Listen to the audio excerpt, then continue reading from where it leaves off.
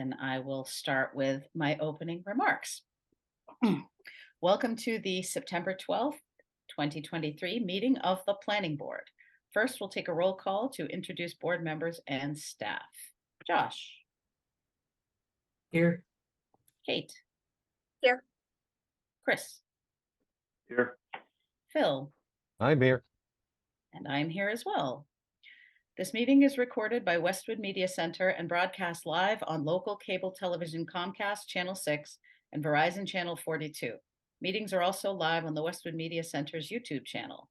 If you're interested in joining the meeting via Zoom, you can find the login directions in the Planning Board meeting notice that is posted to the calendar section of the town's webpage at https://www.townhall.westwood.ma.us/. We will begin the meeting with only the board members and staff unmuted and on video. As the chair recognizes individuals to speak, we will unmute them. Board members may choose to mute themselves when they are not speaking in order to minimize background noise. For applications, the chair will first invite the applicant to address the board and give a presentation summarizing what is being requested. Board members receive the application materials prior to the meeting and will have reviewed them. Board members may ask questions during and following the presentation. Staff and outside experts will provide comments to the board. If the issue includes a public hearing, the board will then proceed to the public comment portion of the public hearing and will restate the instructions. In this remote meeting format, residents and guests may participate in several ways. Attendees should raise their hand and wait to be unmuted and recognized to speak over the Zoom meeting application or from a telephone dial-up. We will be able to hear you but not see you. Additionally, comments may be submitted by email or regular mail prior to the meeting. When we come to that part of the meeting, I will remind everyone of the process. Following the public comment portion, the board will deliberate and make a decision or continue the hearing to a specific future date. All remote meetings require that votes be taken by roll call. When a motion and second has been made, the chair will ask if there is any further discussion before proceeding to a roll call vote and will then restate the results of the vote. All right. Elijah, do we have any changes to the agenda? No changes to the agenda. All right, then I believe our first item is continuation of the public hearing for consideration of modification to FMUOD special permit for the Islington Center redevelopment project to permit 2 freestanding signs. And we started that on July 11th, 2023. Do we have anyone from the applicant to speak with us? So the applicant does. I don't see. Go ahead. I don't see either the Brian Bonina or Giorgio Truziello. So yes, I can share. They did submit a letter for their withdrawal. I can share that on my screen. Yeah, I wasn't sure if they were planning to be here or if they needed to be, but thank you for sharing the letter on screen. Oh, Eric Duperol is raising his hand. Oh, okay. Oh.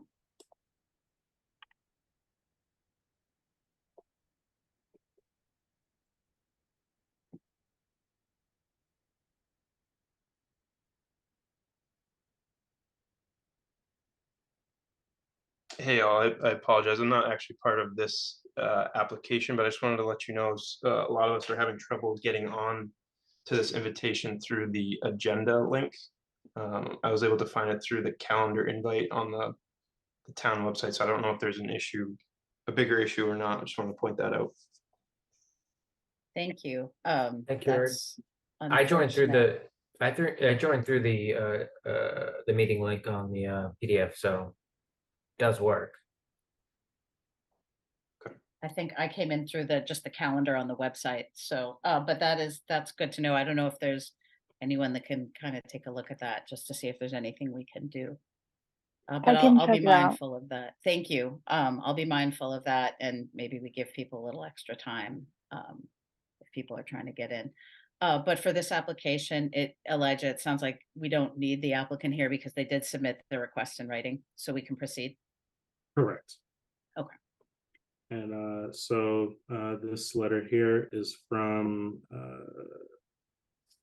the owner, Giorgio Truziello, and reads, to whom it may concern, Petruzziello Properties LLC and Supreme Development Inc. respectfully request permission to withdraw without prejudice the application for signage submitted on our behalf by Signorama of Walpole for signage to be erected at the corner of Washington Street and East Streets to serve our buildings located at 266 to 298 Washington Street. Thank you for your consideration. Sincerely, Giorgio Petruzziello. And we did also look into the establishment of the signage at the Washington Street corner, and they did actually go through the building department for that signage permit, and so I see no issue from a planning perspective on that sign in particular, but I would recommend to the board that they grant the withdrawal of the request as presented by the applicant. Thank you. Okay, there was no peer review for this. Josh, you had your hand up. Was there something you wanted to ask? No? I was just gonna follow up on Elijah's comment. I didn't realize that that had gone through the appropriate channel, so that was my question. Awesome. Any other board members have questions or comments on the withdrawal request? And without prejudice means they could bring it back if they choose to. Is that correct? Say that again, I'm sorry. With the without prejudice, my legalese is a little rusty, but without prejudice means if he chooses to resubmit it another time, that's an option. Do I have that right? Okay. That's correct. Awesome. Okay. Any other board comments or questions? Looks like no. Despite the fact this is a withdrawal, it is still a public hearing, so I will ask if there is any public comment before we move on.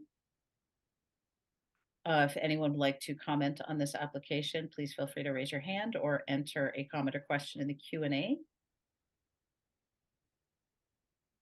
Seeing none, I believe I'll take a motion.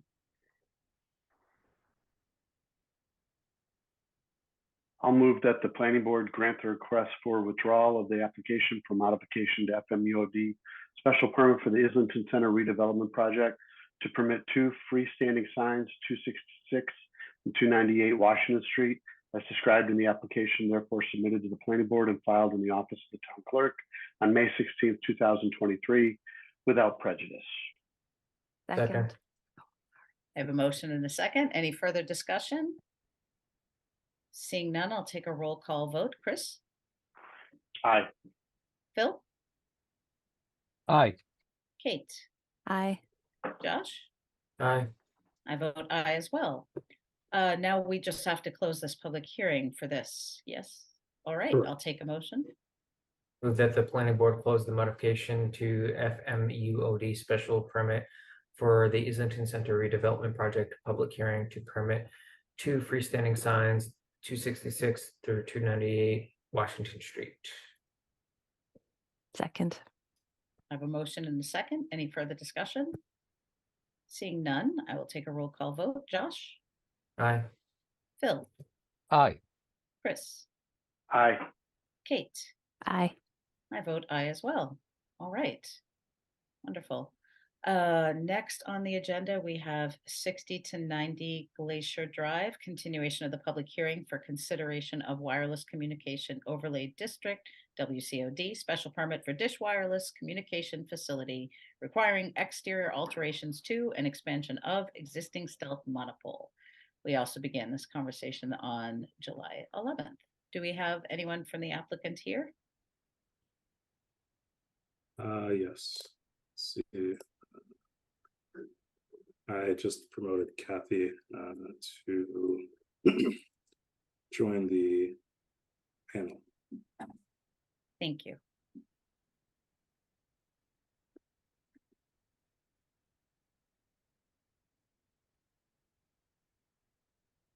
Hi, everyone. Hello, welcome. Hi, I just wanted to first apologize for not having anyone from SBA Tower Company at the last meeting. we had some employee changes, and the person who filed this application is no longer with the company, so I wanted to apologize first and foremost for, wasting any part of your time last month. And then now just to say, we are not going to need to modify the monopole. We have a plan where we are going to provide updated CDs at the time of BP filing, and Dish Wireless will be going inside the pole at a 56-foot center line, whereas before they were going to be at 50 feet, so we would have to have done a bump out, which would have basically just expanded the canister, and now we will not. They will fit within the 30-inch existing canister. Okay, thank you. So Elijah, how does that affect what we need to do this evening? Yeah, so that would satisfy the kind of the reasoning of why it was denied originally, along with the no-show that occurred.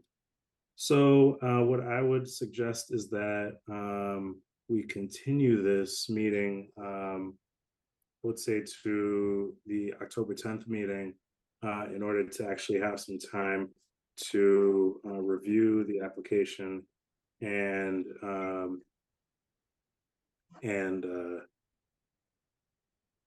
be able to look at it for its completeness as we move forward. Elijah, is there even an application at that point then? Is there even an application, or can they just withdraw it because they're not modifying? They wouldn't need approval. Can we just go with a, you're right, that was going to be my next question. Thank you, Josh. Yeah, so basically, yeah, it will just be a modification of what they had submitted. And so we can just consider their changes and take up another vote for approval. So we do need to come back on October. We can't submit the building permit now? No, you would need to come back in October because I need to review the actual documents that, show this new proposal. Okay. All right. Even if we were to get those to your office prior, because there won't be any modification to the pole, that wouldn't suffice? I mean, I'm sorry to put you on the it's spot, Elijah. You've been so helpful to me. I don't mean to. Yeah, no worries. I mean, if it's okay with the board, we could also move it to the 26th. If it's just going to be a kind of procedural type of question agenda item. procedurally is whether or not the application for the special permit needs to be withdrawn, or is the paperwork sufficient, I think. And that's what Elijah needs the time. But it sounds like if it is, not a modification, it'll probably be a quick public hearing, and sounds like it should be a continuance, is my guess. Yeah, I agree with that. I think we still have to do our part of the review, even if it's not extensive. But how stacked is our agenda for the 26th? Because if this is something, if it's not already kind of an overburdened evening, if this is something that we could address then, I think I would be okay with that. I don't know how the rest of the board feels. Yeah, I mean, we can continue it to the 26th, and then it can be reviewed as a, WCOD EIDR approval. But I guess going back to my original question, if they're not changing the pole, or I'm not exactly sure what we're reviewing if they're not changing anything. But they have an application, so they have to. But they can withdraw it. They have to which withdraw. We could make that. Which they could do today. If they withdraw, then there's nothing to approve except for a withdrawal. Yep. Right, and so the original application was that they would be expanding the actual stealth monopole, and so if they, their change would be that it stays within the confines of the monopole as it exists. So would I need to withdraw the application? I guess I want to make sure I do the right thing. I don't want to proceed incorrectly either. You would not need to withdraw it. Okay. So if I'm understanding correctly, we as a board still have to review the request to put in different equipment, even though they're not changing the pole. And I believe we've done that on other applications before when there's been a change of equipment, even if it hasn't resulted in a change of pole. So am I understanding that correctly? Yeah, so it's not currently a carrier at this location. So they would need approval to to be at that site, and so that's kind of the issue there. Approval to be at that 56-foot center line, you're saying? At the site location, just being at the 60 to 90 Glacier Drive. Oh, okay. Sorry. So you still That need makes an more sense. application, yes. Gotcha. Okay. We Even also if we file with 6409, right? Excuse me? Even if we're gonna, because we'll be filing with 6409 with an EFR. You can amend I mean, I the, don't know if that matters to you. so it would just be an amendment to your application as Okay. opposed to a complete refiling or withdrawal. Okay. we also still need confirmation of which pole it is at this address because there's two poles side by side. Okay, I believe we have, they wanted also a list, I think, of the everyone who was within a 500-foot radius, I believe. And we have that, that we actually got from the A&E firm. I can forward that to you, Elijah. And then I will get confirmation on which pole it is that they're going on. Fair enough.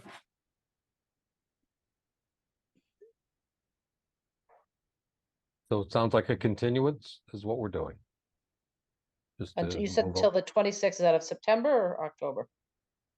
That would be Ye- September. Oh, great. That'd be great. Okay. Were there, well, in the interest of making sure we have everything we need to continue on the 26th, are there any other items, Elijah, that the town needs from the applicant? Are there any other missing pieces or pieces of information that we need more detail on, just so that they can prepare appropriately, or is everything else in good shape?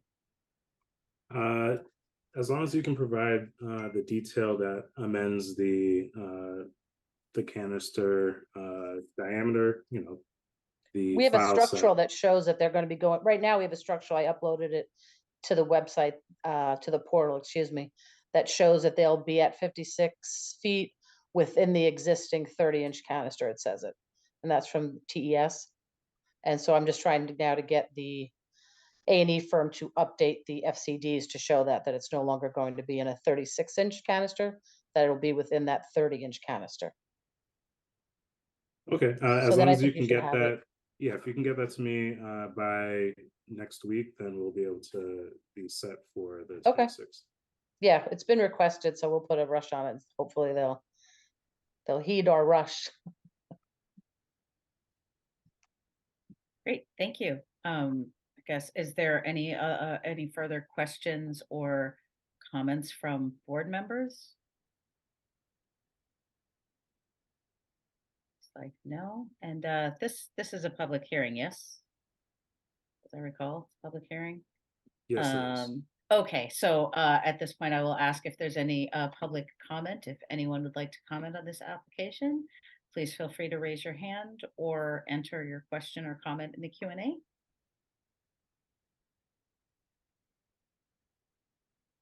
Seeing none, I will take a motion.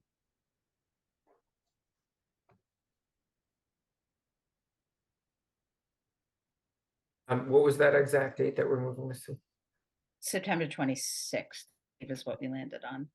I move that the planning board continue the public hearing for wireless communication overlay district, WCOD special permit and/or wireless communication overlay district environmental impact and design review, WCOD EIDR for dish wireless co-location at 6090 Glacier Drive, as described in the application, therefore submitted to the planning board and filed in the office of the town clerk on June 27th, 2023 to September 26th.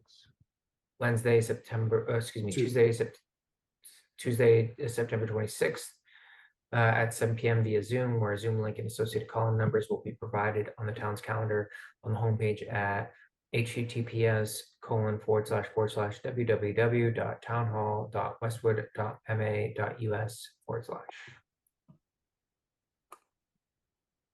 Second. I have a motion and a second. Any further discussion? Seeing none, I will take a roll call vote. Kate, Aye. Phil, Aye. Josh, Aye. Chris, Aye. and I vote aye as well. All right, motion carries. Thank you very much, Kathy. We will see you on September 26th. All right. Thank you, everybody. Have a good evening. Thank too. you, you too. Bye.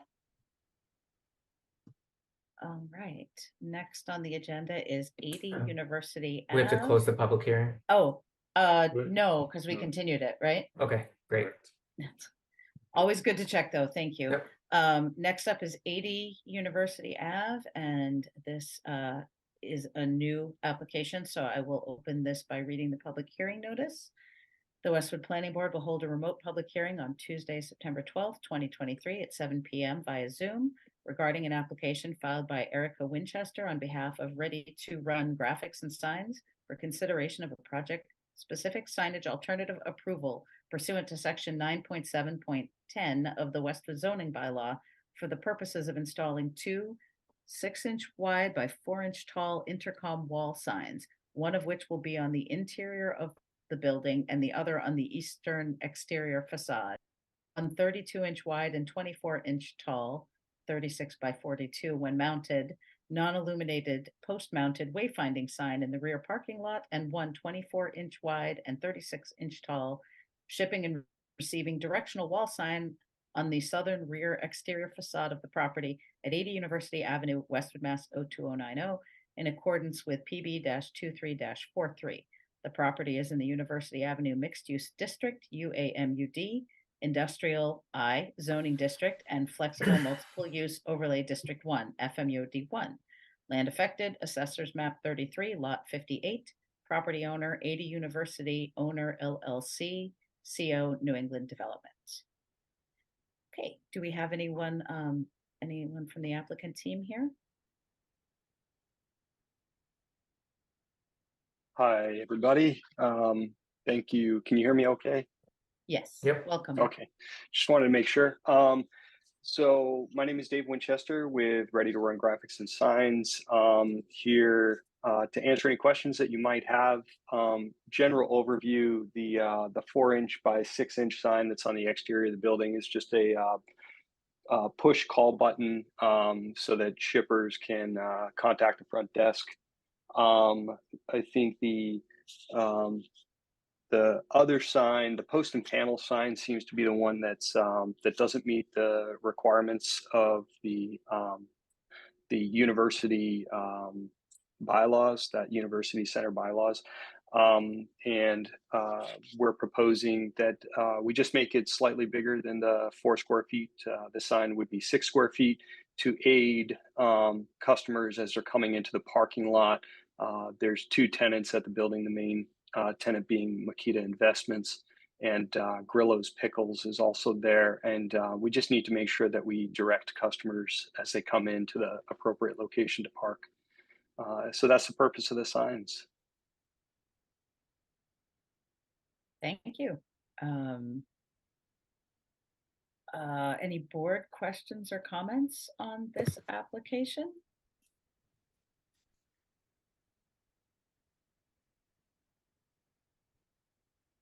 I don't see anybody with questions or comments. Elijah, any staff comments? I did see a note from the building department. Yeah, so the building department's comment was more just to ensure that it didn't obstruct any line of sight for traffic, and I don't believe the sign is proposed in the location that it will be proposed will do such a thing. Okay. Is that something that we would need to include in conditions of a motion, or is it you're comfortable with it as is? I'm comfortable with it as is. You know, there is a condition that kind of speaks to the flow of traffic, and it should be able to reflect that. Great. Okay, if there are no further comments from the board, I will open it up to public comment. If there's anyone in the public who would like to comment or ask a question, please raise your hand or enter it into the Q&A.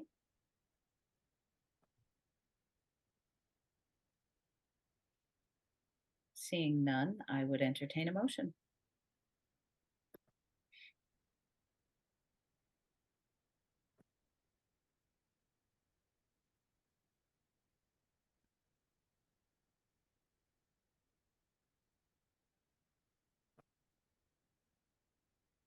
Do we need the language for the motion? I think so. I don't have it in Oh, front of sorry. me. Yes. Sorry. Let me pull that up. My apologies. No worries. I was like staring at it. All right. I got it, I think.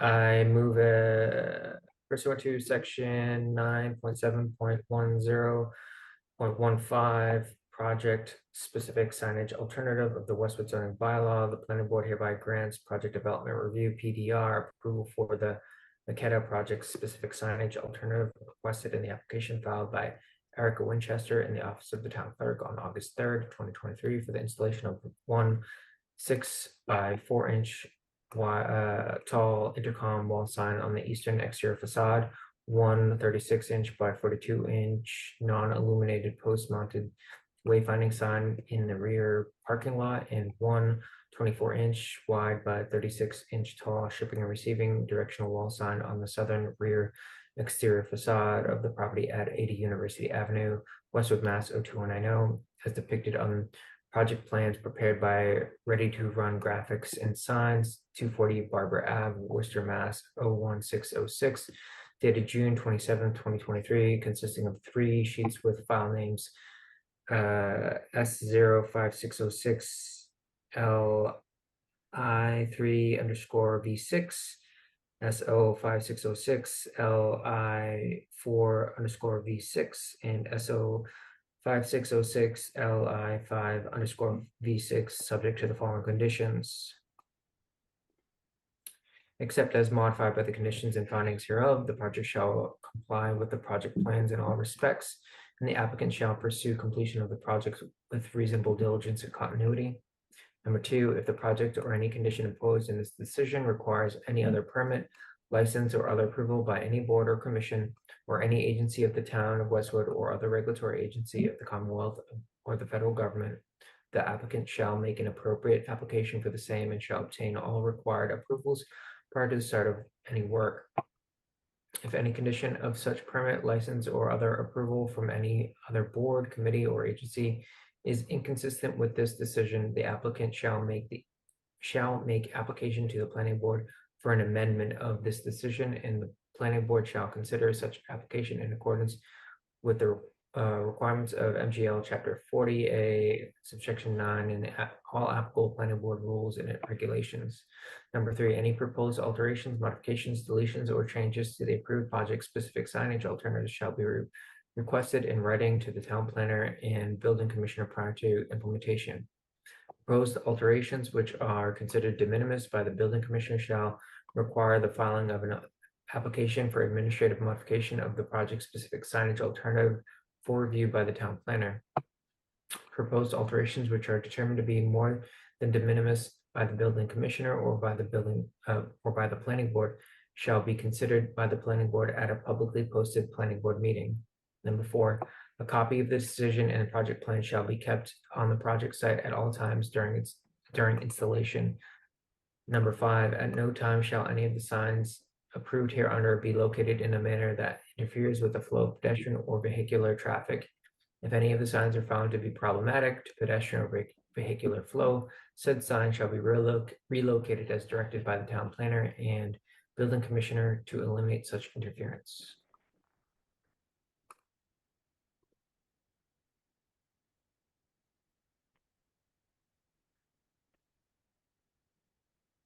Do I hear a There's second?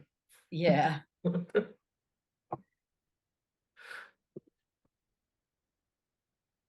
Did somebody say second? Not yet. I thought Phil did. Second. Sorry, All second. I right. thought Phil did. All right. And no worries. I have a motion and a second. Any further discussion? Seeing none, I will take a roll call vote. Josh, Aye. Kate, Aye. Chris, Aye. Phil, Aye. I vote aye as well. Thank you. Oh, we just need a motion to close that hearing. So it actually is a public meeting that I had noticed, so we don't actually have to close. All right, so procedurally, if we're good, thank you very much, Mr. Winchester. All right. Thank you all. Have a good night. Thank you. You too. All right, so next on the agenda is the continuation of the public hearing for 906 to 936 Clapboardtree Street. Consideration of limited environmental impact and design review with consolidated EMM-EIDR approval for parking lot expansion at Xaverian Brothers School. And we discussed that last on August 8th. We bring in the applicant team.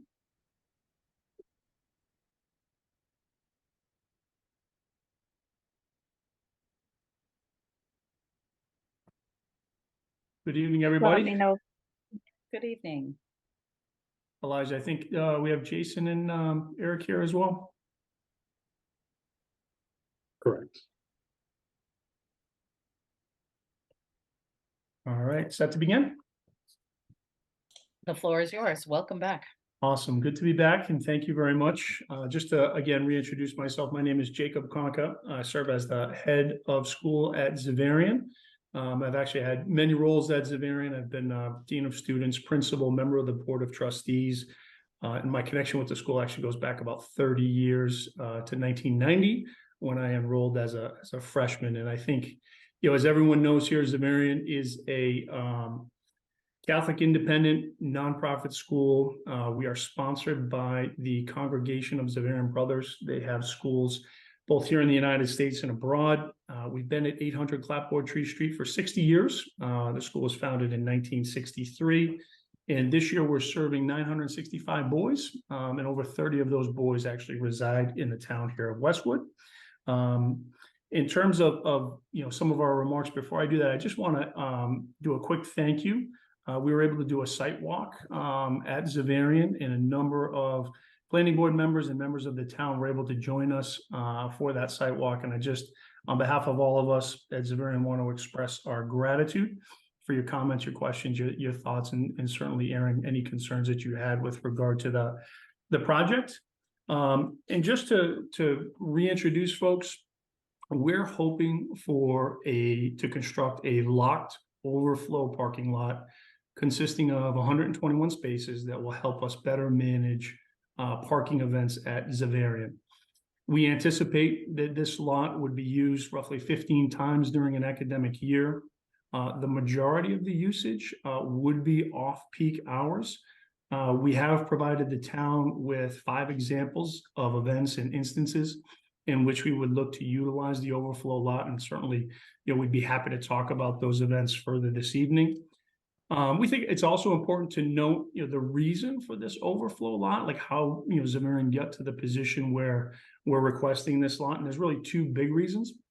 The first is that for roughly 20 years, we enjoyed access to overflow parking at what is now the Moderna facility located across Clapboardtree Street. Moderna, that's One Investor's Way, they have essentially said to us that we can no longer have access to that overflow lot, which is certainly within, you know, their right as the property owner. And the second is the events for which we intend to use this overflow lot. They are part of Xaverian's existing programs. I just want to make it clear that we do not need the overflow lot due to new programming. We actually need the overflow lot to properly manage programs and events that have existed at Xaverian for years. So I would just encourage folks to think Friday night football games, parent-teacher conferences, our spring gala event, you know, college counseling day, etc. We also, last Friday, we had a Friday night football game And as you might suspect, and as I know some people from the town are aware, the parking was a little bit concerning for all of us.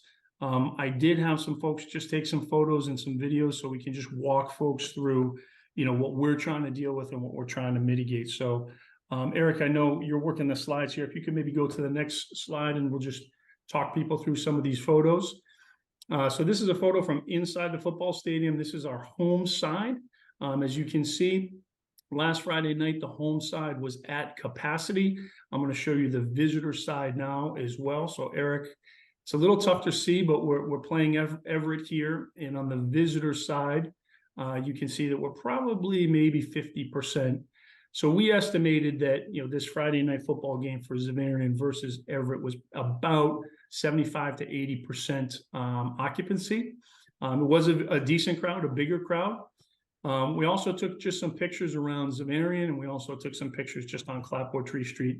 So you can see here, these three gentlemen are actually members of our parking team. We had to park some cars on our existing property. So you see we have some folks here. This is on our main circle driveway parked on the grass. Eric, if you would go to the next slide, please. So this is our main parking lot. This is actually in the front of the school. So you can see, again, we really did our best, and we told our team to try and get as many cars as we could on our existing property. Eric, I think the next slide here is the back. So again, we've got folks parking in historically would have been no parking zones for us. But this was all in an effort to try and keep as many cars, off of Clapboardtree Street as possible. This is the back of the lot behind the baseball field. So this is a view of Clapboardtree Street. So if you know Xaverian and Clapboardtree Street well, this view on the left is actually looking up Clapboardtree Street towards the Bean Farm. I think I mentioned in our last planning board meeting, whenever we have these events, we do contract with the town for a police detail. You can see one of the police officers up at the top of the street there, and then you have the other picture on the right that's looking slightly down Clapboardtree Street. And we also just have a couple brief video clips here. So this was taken at just a little bit before kickoff, and you can see this is our front circle lot. So again, just trying to get people off Clapboardtree Street, but again, not parked in areas where ideally we would like them to be. And then we also just took two quick videos going up and down Clapboardtree Street. So this video here is just going, leaving Xaverian and heading towards, folks who know Clapboardtree Street, the Bean Farm. And you'll see this is cars that we had on the left and the right going up Clapboardtree Street. We're actually just about here, if you know the area, we're passing our tennis courts. And we're coming up around now there'll be a bend in the road here that leads you up to the Bean Farm. So we had some pretty heavy traffic.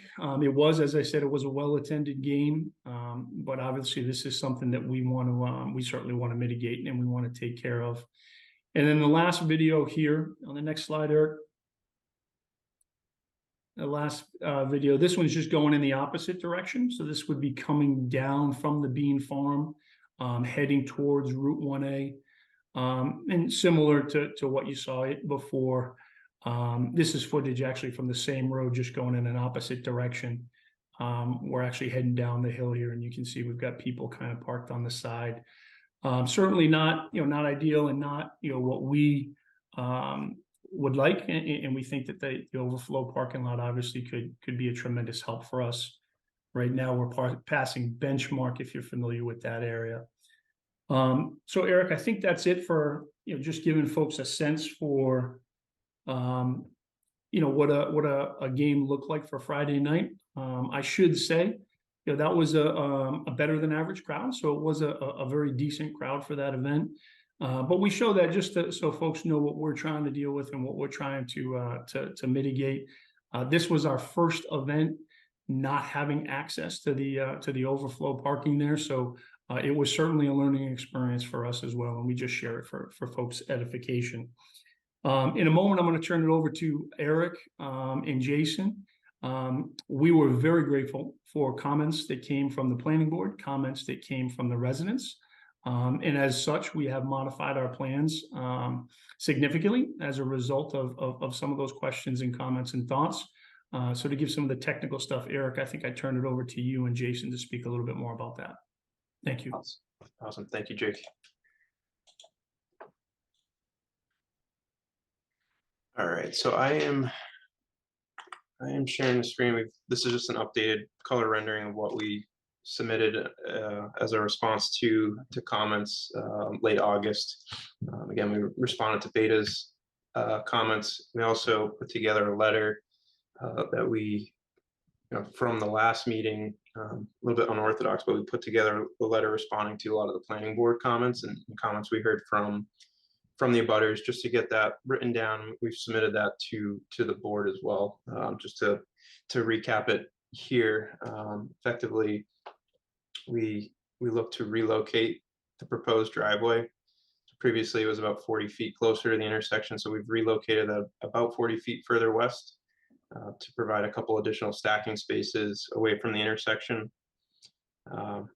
We've, in response to a lot of the screening concerns at the rear of the property, we've reduced the width of that landscape maintenance access gate from 18 feet down to 9 feet.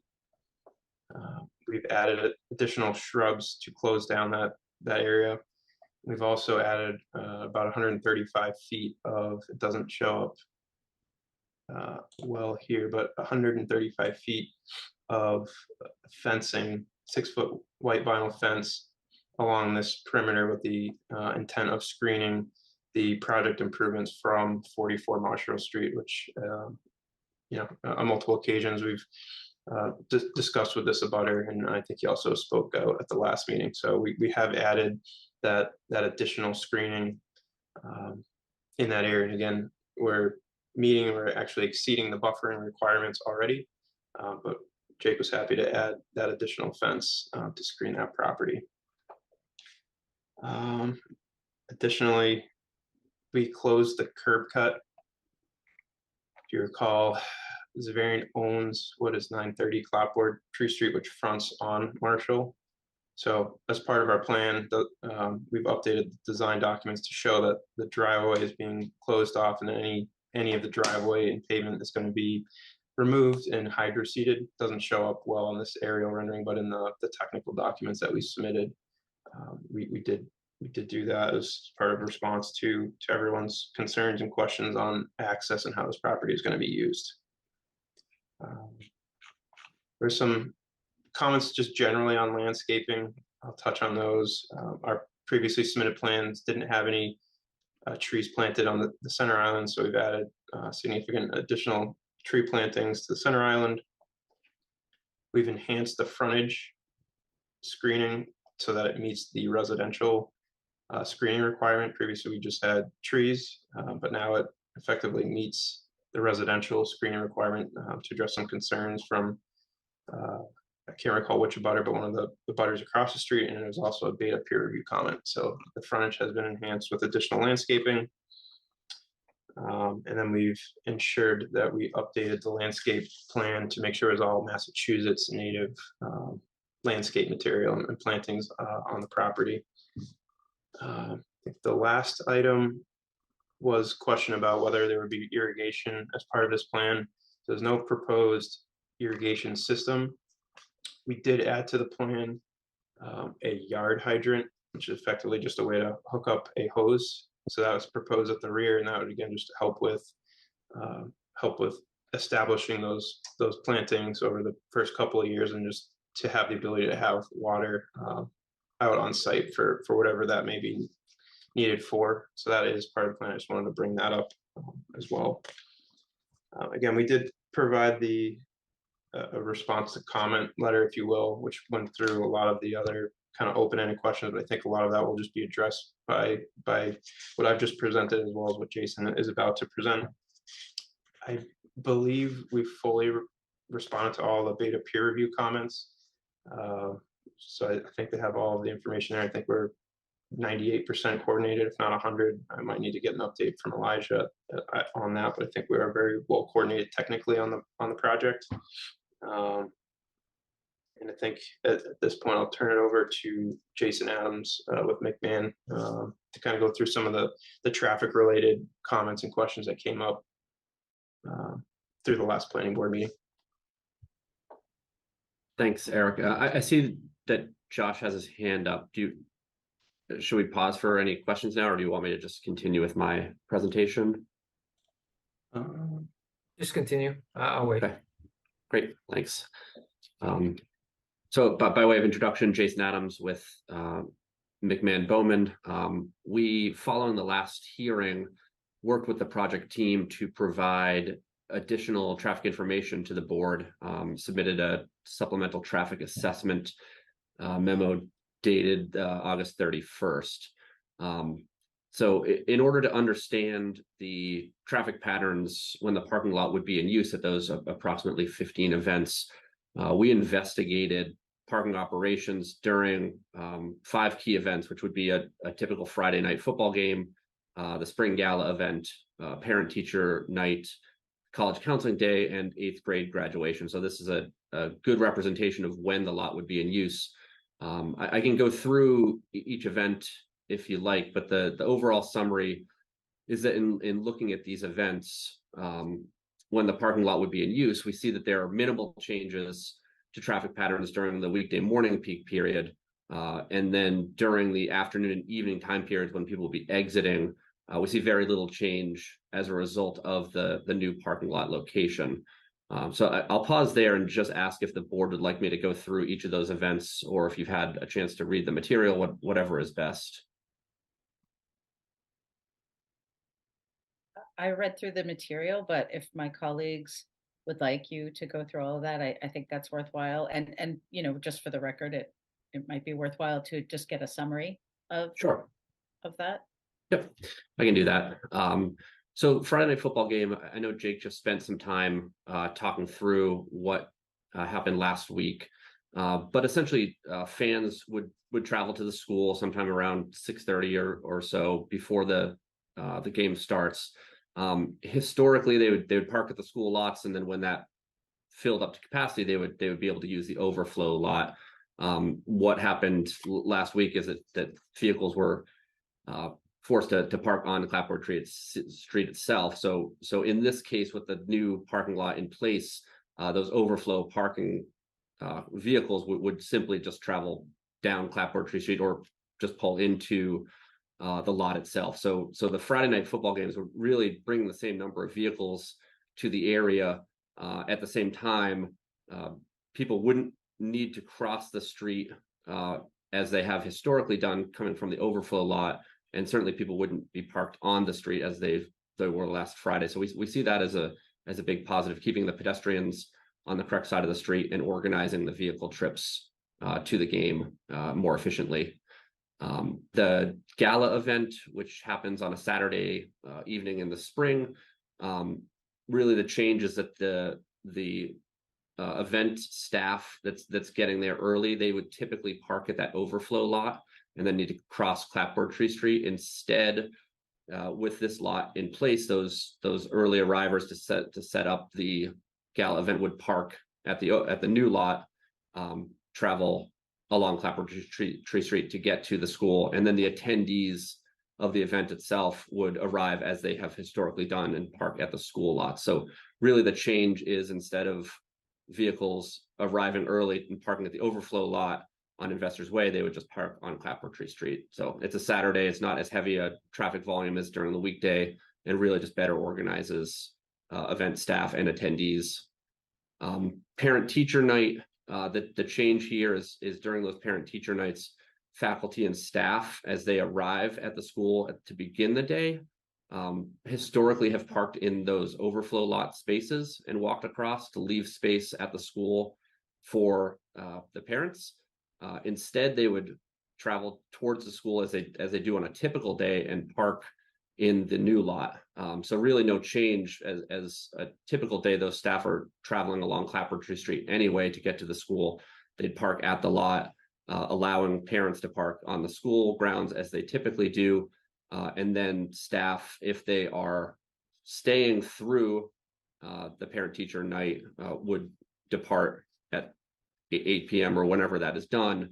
If they were not staying through, they'd be exiting onto Clapboardtree Street as they do during a typical day. So again, no real change in the travel patterns as a result of the new lot, but better organization. Similarly, the college counseling day, those faculty and staff again would be asked to park historically in the overflow lot. Here they'd be able to park in the new parking lot, walk to the school on Clapboardtree Street, leaving the school lot spaces open for the counselors. That's typically one event in the fall and one event in the spring, and everything is pretty much contained within the typical school day. So that again, the exiting patterns, those teachers, faculty, staff are going to be exiting onto Clapboardtree Street, whether they're at the school grounds on a typical day or here on the college counseling day. They're still on Clapboardtree Street. So it's just better organization again. And the 8th grade graduation, which is typically hosted at the end of May, starts around 6 p.m. So attendees would arrive at the school lot. If that school lot reaches capacity, historically, they've needed to travel to the overflow lot, cross Clapboardtree Street. Here, they would just be able to travel to the new parking lot on Clapboardtree Street. As Jake mentioned, the school has hired police detail during some of those busier Friday night games, so they can help facilitate there. There's also been other events like the gala where police detail might be in place to assist in pedestrians crossing Clapboardtree Street from the overflow lot. That wouldn't necessarily be needed anymore, but as needed, police detail could potentially be provided. So after reviewing all of the events, our conclusion is really that the proposed lot would result in minimal changes to arrival departure patterns during the morning time periods, especially, and even the afternoon and evening time periods. And just the parking lot itself would result in more efficient movements and eliminate the need for those pedestrians to cross Clapboardtree Street. Awesome. Thank you, Jason. So I guess just in light of Jason's review and the couple of assessments that he's pulled together, we respectfully request the board acknowledge the TIA traffic waiver request that we do have before you. We don't intend to withdraw that request. So we would respectfully request that you do consider that tonight. And if it's the board's wishes, hopefully vote on that tonight. And similarly on the application as a whole, I think hopefully we've provided significant additional information, showing that we've worked with the abutters, staff, Beta, and the board.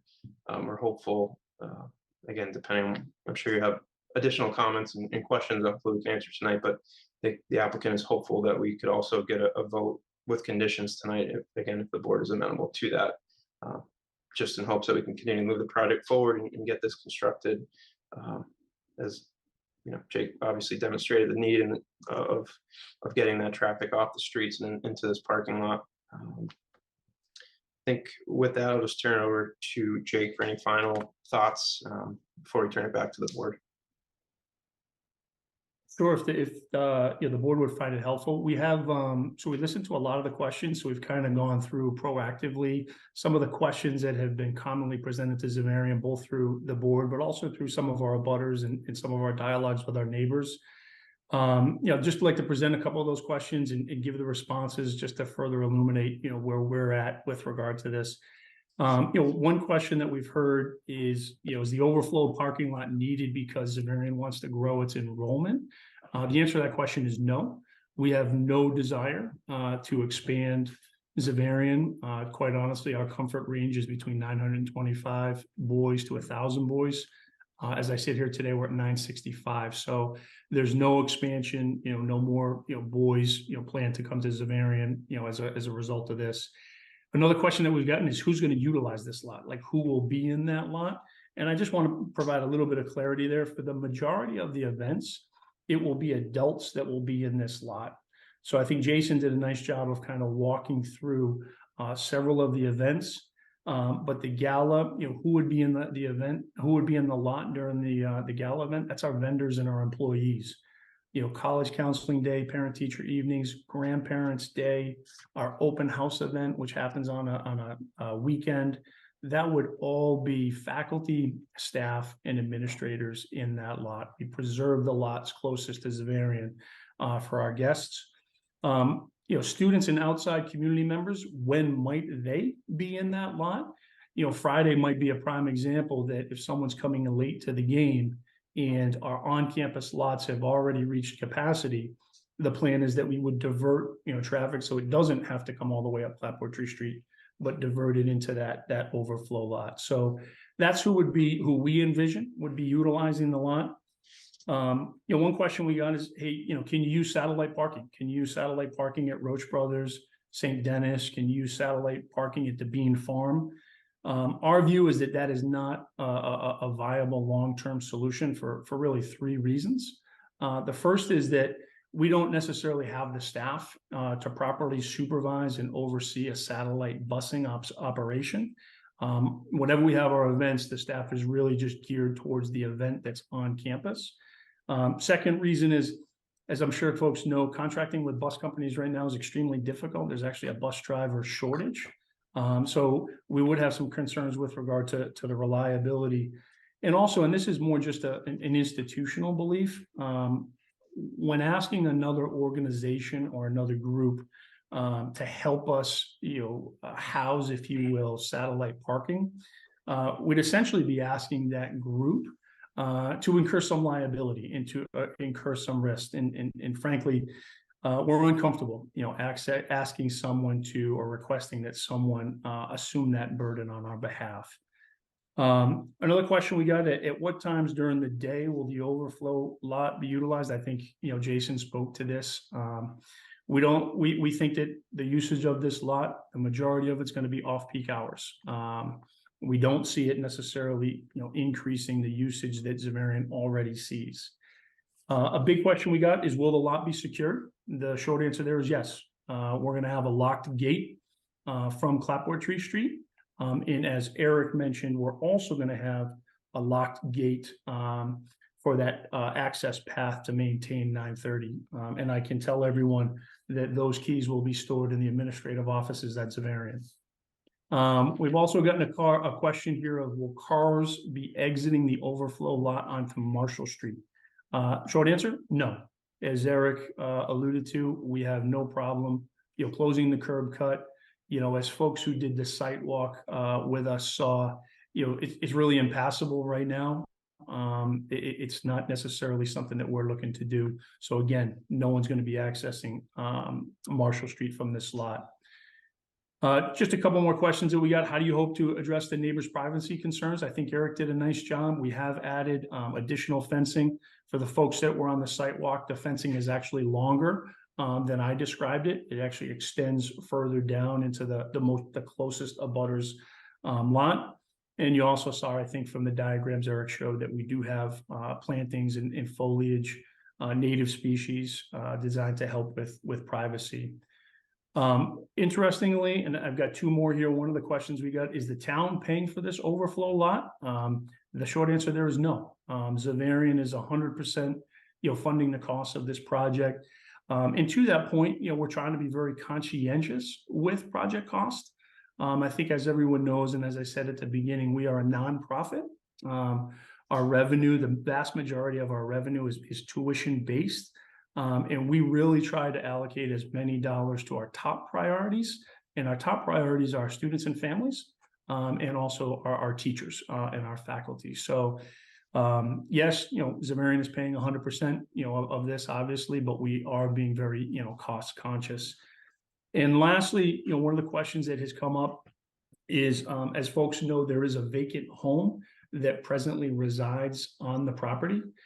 We have submitted the required paperwork to the town. We have successfully secured a demolition permit from the town. Full disclosure, as I said to folks, I said, hey, let's not do anything until we have this meeting with the town and this meeting with the planning board. But I do want to just communicate that we do intend to take that down. That's more of a safety risk. There's no one in there, so that should be coming down shortly.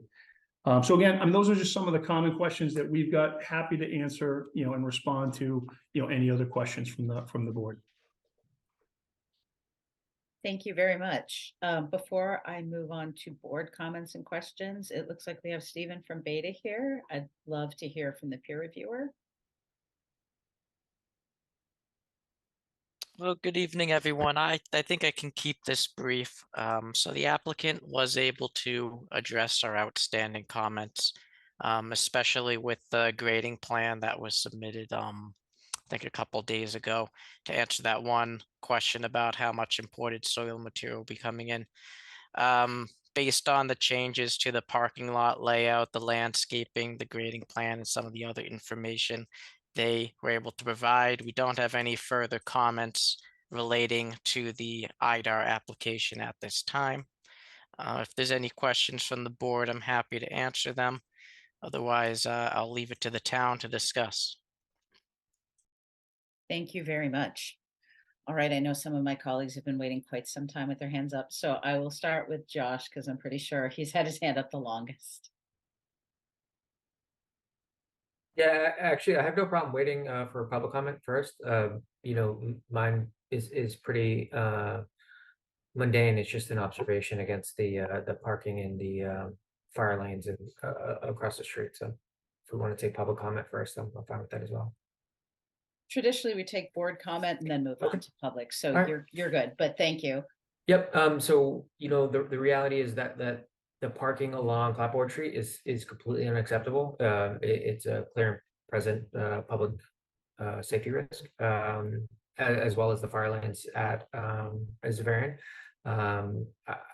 I don't personally believe that should be acceptable, and the fact that the applicant is trying to remedy that within the permitted use of their land seems responsible, and I don't particularly see any rationale, especially since they've come back and revised the plan for a number of different concerns, including one of mine with the traffic pulling onto Clapboard towards the Eversheet side.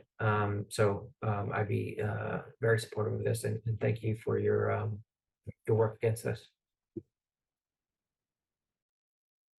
Thank you, Josh. I'm not sure who had their hand up next. I guess I'll go to Chris. Thank you. I think you did this last visit with us. How many spots at Moderna were made available to you? Yeah, so we don't have an accurate count. How we base the 120 is that's the core group of faculty, staff, and administrators that we have at Xaverian that we would normally displace over to Moderna. So we don't necessarily have the count of what they gave us, but we know that in most of the events we were sending about 120 people over there. That was my next question, was how many staff cars, roughly? 120? Correct. Okay. Yep. You mentioned a parking team and police details. Your parking team consists of who? Who are these? Students, parents? No, so it's primarily the adults. So we have one of our parent volunteer groups is we do have a handful of parents that will assist us with parking, but it's all overseen by typically members of our athletic staff when it's an athletic event. And we also have members of our facilities team that will assist with the parking. And that's also, like we said, in conjunction with any police details. So we work quite closely with them as well. Okay. And the last issue I just wanted to talk about was, are there going to be trash barrels in this parking area for these special events, particularly football? Yeah. So or is there a general cleanup on Saturday morning? How is that working? No, great question, Chris. So we have trash barrels throughout all of our existing parking lots. And then we also, after a big sporting event, we actually have our facilities team who stays there and cleans up the entire campus, both inside and out, before the start of the next day. I see no reason why we wouldn't have, both of those in this overflow lot as well. Okay, thank you. Thank you. Thank you, Chris. Kate? Thank you. Okay, so I really appreciate this presentation. It used to drive me crazy, all the pedestrians, even when you had the space at Moderna, the pedestrians coming that corner is just so blind by the tennis court. So I'm delighted to not have pedestrians crossing Clapboardtree really kind of anywhere. So generally very supportive. And as Josh mentioned, like it's a risk, and you're addressing it within your righted use of your property. So I really appreciate that. I do appreciate also that you held off on demolishing that home until we had this meeting, so that folks had a real chance to see what's there, and not feel like you were moving without approval. So in any way, so I appreciate that. I did just want to ask a couple of things. One is it possible, I know it's going to be adults in this lot typically, but is it possible for it to be a lot that affords no tailgating ever in this lot? Is that possible for you to kind of make that rule? I mean, it's certainly something we can, we can contemplate. I mean, I do, the game that comes to mind is our, our Thanksgiving game, that usually draws our biggest crowd. If it's comfortable, that's something I'd like to think about a little bit. If we do go forward with, so we do allow, certain levels of tailgating in certain designated spots. Our parents actually put on a really nice spread for a number of our games. Yep. We do make sure that we, clean up and we supervise that to the best of our ability. So I wouldn't necessarily want to, say no or yes or no at this point. Yeah. I'd like to think a little bit more about that. Yeah, I hope that you will. My point being, I appreciate that your use of this is at off hours, but for Yeah. those abutting residents, that means that's during their family time, right? So so I want to make sure that Thanksgiving is also a lovely event for them. Yeah. And to keep goodwill, for everybody in the community. And the last thing, I know we had talked about this, but that fence for the abutter behind, I just love to know that you're kind of getting their thoughts about how long that fence should be. I would just be concerned if one of my neighbors put a fence like halfway through my property. I might not love that. So just to make sure that you're in good communication with them, which I'm pretty assured that you are. And I just really appreciate all the thought that has gone into this. I understand why you're doing it. I understand why you need to do it now. And I do appreciate the seriousness that you take safety. Like, that's so clear through this project. So thank you for that. Thank you. Thank you, Kate. Phil? Hi, Dr. Kaka. I just wanted to say, I was very pleased to see the submissions that you made in preparation for tonight's. I was disappointed. I couldn't make the site visit, but I have been around that area many times since my son was there. And I went by Friday night during the football game twice. And to say that it was unsafe is an understatement.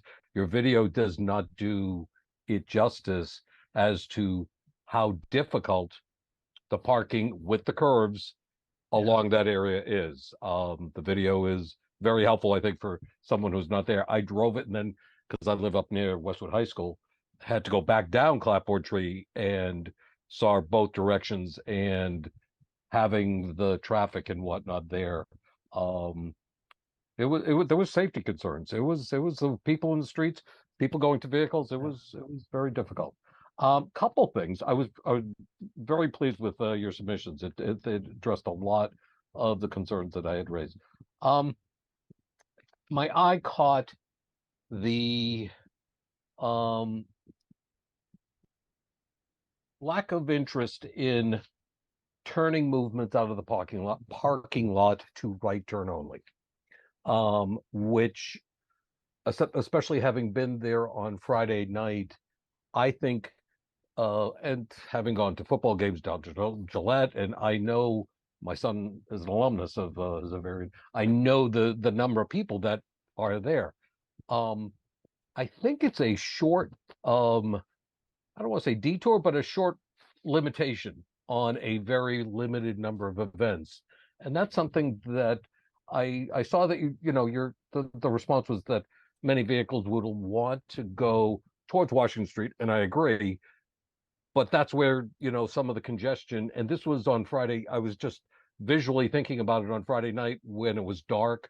There were pedestrians, there were people, there was whatnot. So that was one of the things that I was hoping that you could give a little bit more, maybe expand upon the issues or concerns. I get it that, having been a parent there, that you want to probably go towards Washington Street and go in that direction.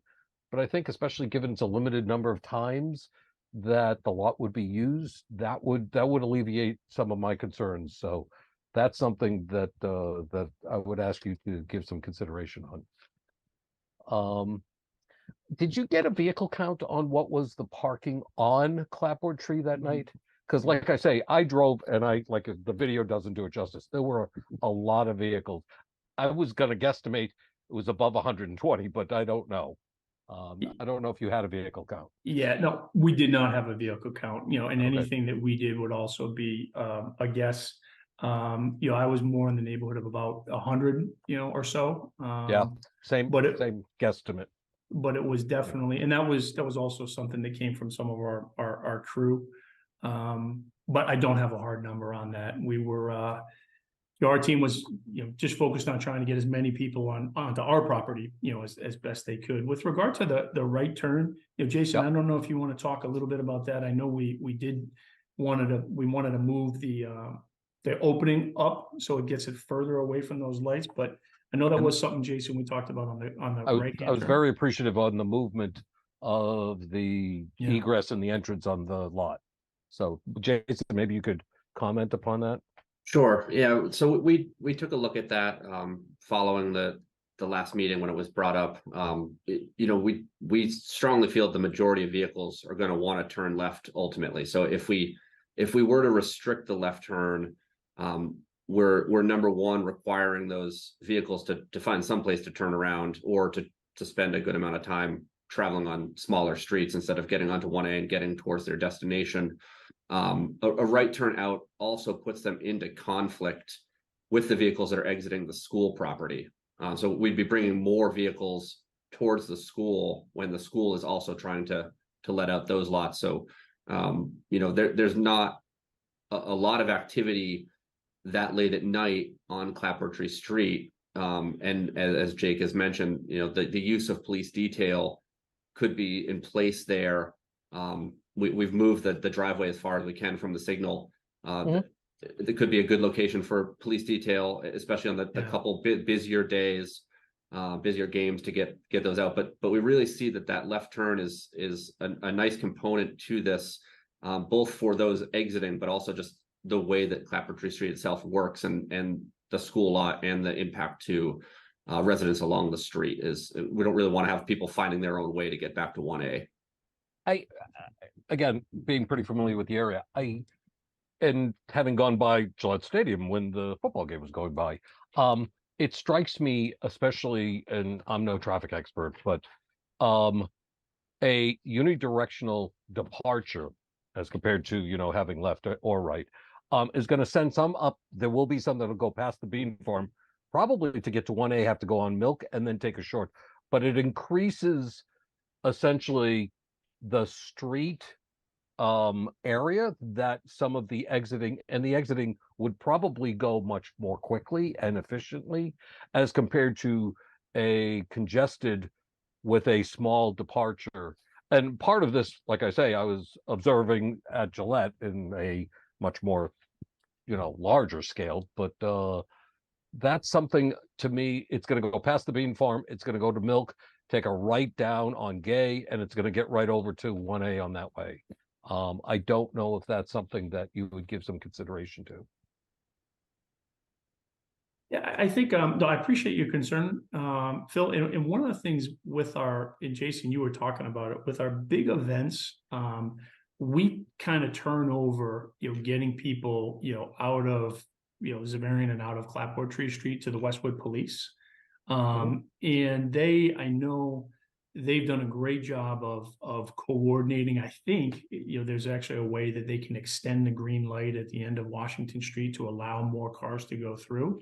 I think what we were envisioning was instead of restricting right hand or left hand only, of really having, you know, some police detail up by the school and then police detail literally right in front of this parking lot, working in coordination with one another, to observe the traffic flow in real time and get people both out of, you know, the lots on campus, but also this overflow lot.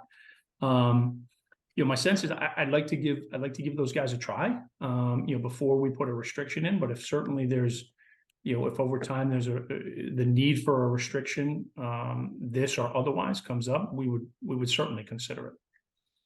Okay, maybe we could have something on a departure plan or something.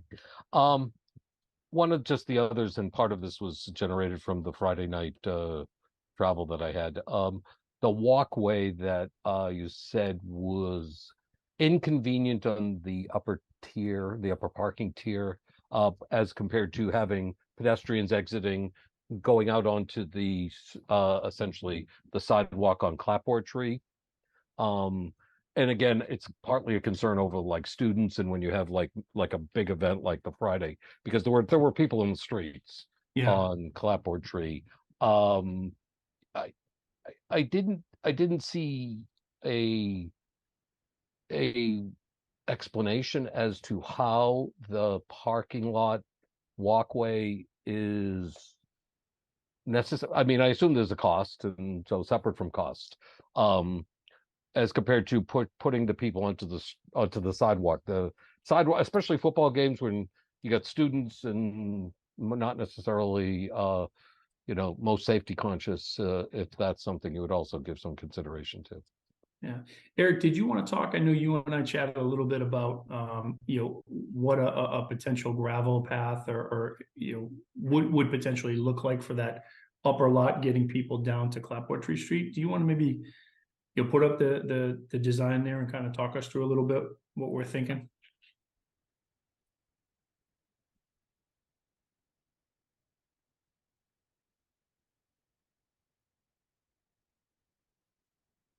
Eric, are you speaking? I think you might be on mute. Yeah, can't hear you, Eric.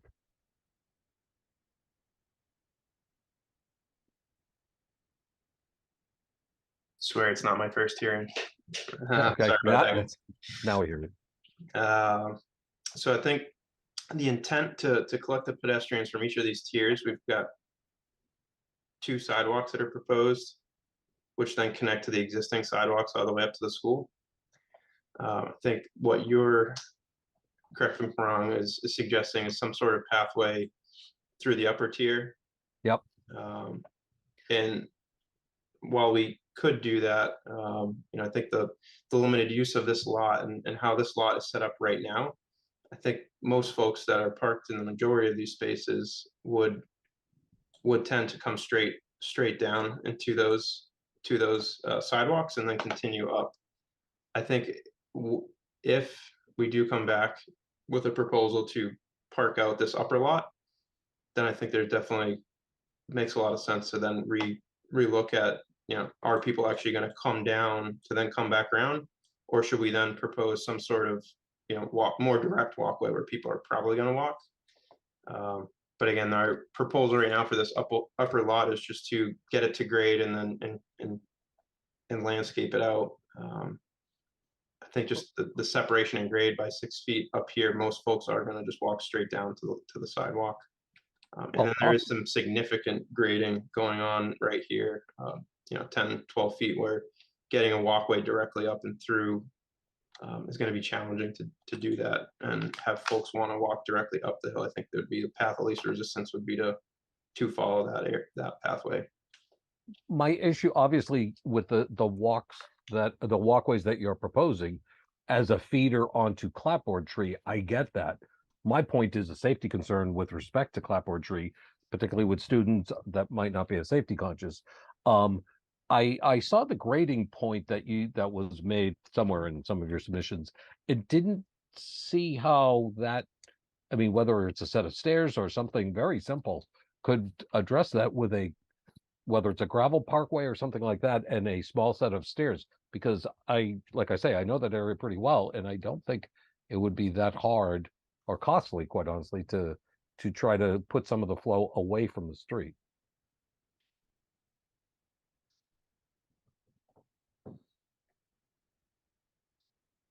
I think I don't know that I'm fully understanding the suggestion here, Phil, and it could be me. Are you suggesting that? What are you suggesting that we add?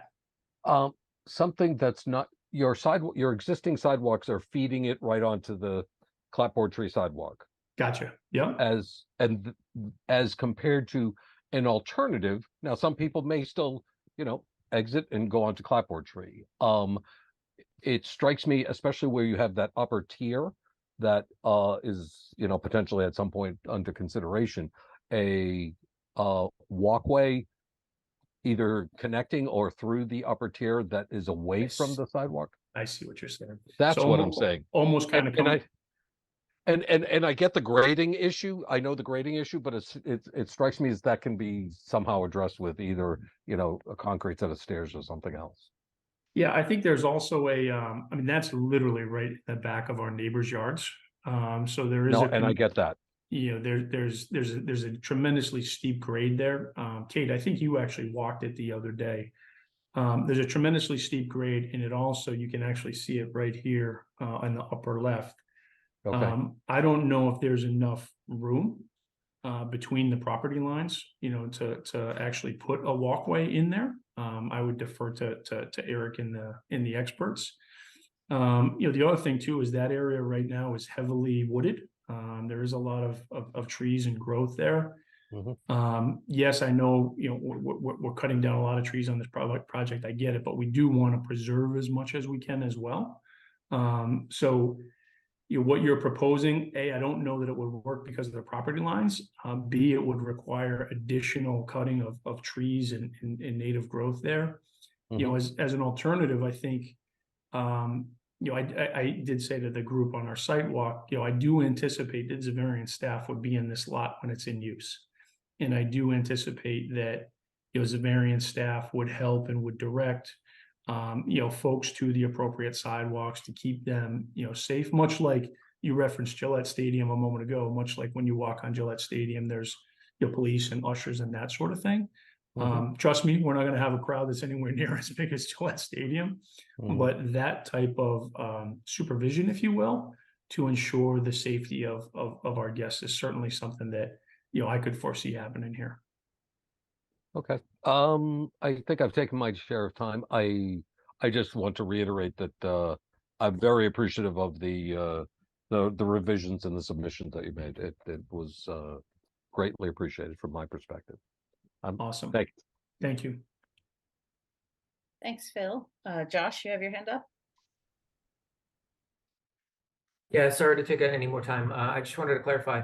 Would you estimate the games like this against Everett and maybe Thanksgiving would be the largest events that you're requiring here, or would your other events that you're sort of assessing against be larger, smaller? No, this was a significantly above average crowd. The only crowd that I think might be a little bit bigger, our game against Catholic Memorial, that's a rival game, and our Thanksgiving game, those are two rival games. But this game this past Friday, it was actually, Josh, it was a good test because it was our home opener. We had a varsity soccer game right before it. We actually encouraged, parents and families to attend. There's a picture I didn't show tonight of just kids running around on the field at halftime. So to answer your question, this was probably one of our bigger events. Good. Yep. I mean, for me, the public safety concern is the biggest concern I have, both in terms of parking, as I addressed, as well, and the parking in the fire lanes. Also, Phil, I actually wholeheartly agreed, past tense, in the turn to down, or say up clapboard. But thinking through it a little bit more, I'm not so concerned as like, oh, traffic wants to go the other way. I could care less about that. But I think the staff from Xaverian made a good point with the bulk actually of the people are going to be coming out of that main parking lot there and looking to either go left or right as well. So that would create another bottleneck, and we would be directing them into Westwood instead of out of Westwood, wherever that might be. So I've sort of since softened my thought process of like forcing that right turn there as well. Last thing, you guys won, congratulations. And again, I want to check. Echo that one. I want to check. I am a Moderna employee, just making sure that I have no conflict of interest in voting either way on this. Thanks, Josh. Yeah, Elijah, do we have an opinion on that? Yeah, I don't see any issue with the voting on this Okay. issue. Just for full transparency. Thank you, board members. I actually have a couple of questions and comments before I move on to public comment. First of all, thank you for the geotechnical investigation. I appreciated getting that. And I was actually surprised that it said you didn't run into groundwater in any test pits, which that's actually reassuring to me. I was glad to see that because that's always a concern in Westwood, particularly when you're dealing with the amount of ledge that you're dealing with is where's the water table. So I was pleased to see that. I had a question. The planting list you submitted is the most recent one from the plan. It was like Plan V2. It was dated August 15th. Is that the final planting plan? That's correct. Revision to August 15th. Okay, then I have some feedback. Not all of those plants are Massachusetts native. I can give you the list of the ones that I'd like to see changed. Okay. I will say I'm amenable to adding a condition, just stating, you know, the condition is the final planting list be all Massachusetts native, and you can just submit it to the town planner and the board can get it that way. But it is important to me that all the plants truly be Massachusetts native. So the ones that popped up for me were the honey locust is not. White spruce is not.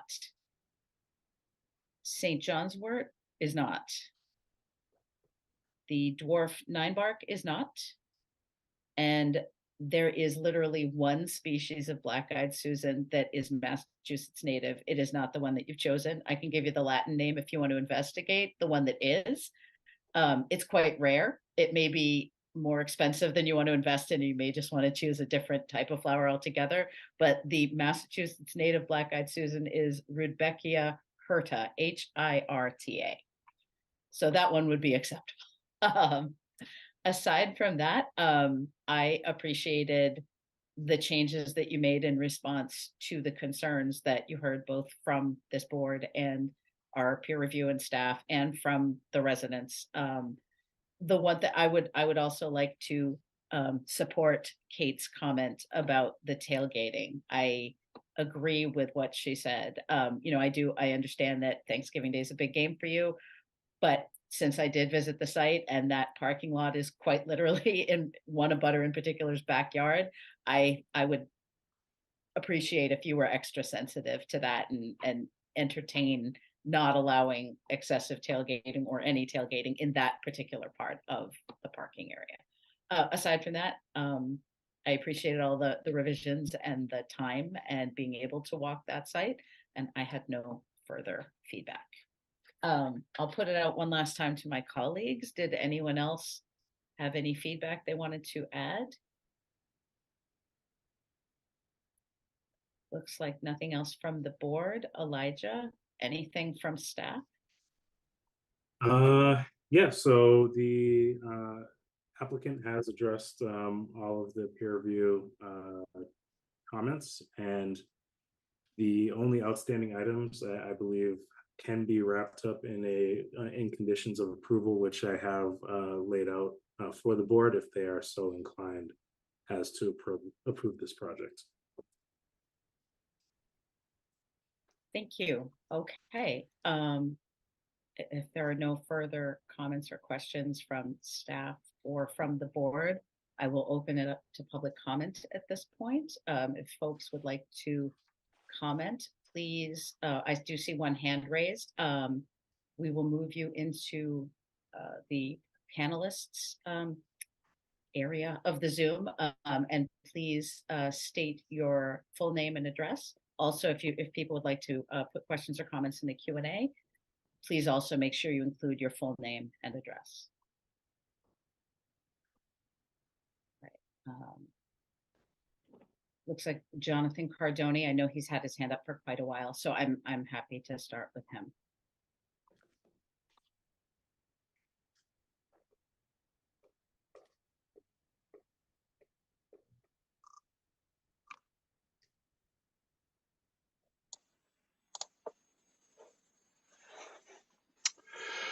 Hi, so my name is Jonathan Cardoni. I live immediately across the street from the project. I am a Norwood resident. The town line is actually at the end of my driveway. I'm sorry, Mr. Cardoni, just for the record, would you mind giving us your address? Yes, my address is 32 Clapboardtree Street in Norwood. Thank you very much. Welcome. So, thank you. So my, quite a few concerns, many of them have been addressed, and I do want to thank my neighbors on Marshall Street for making sure I had the notifications, and thank you to Dr. Conca for inviting me to the informational session. I do have some general concerns. It seems like a lot of damage to the environment for something that's going to be used very rarely. There's a lot of wildlife actually that moves between some large wooded areas along Purgatory Brook, through there, across some of the yards including mine, into large wooded areas behind and around Moderna, behind our properties. We've seen a reduction in some of the wildlife in the area. Field went in, and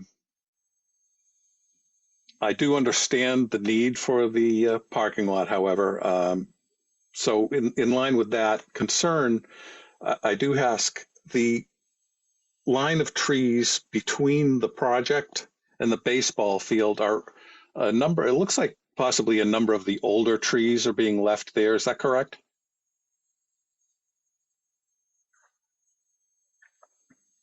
That was my understanding, but if someone could just confirm that. Jonathan, from the project team.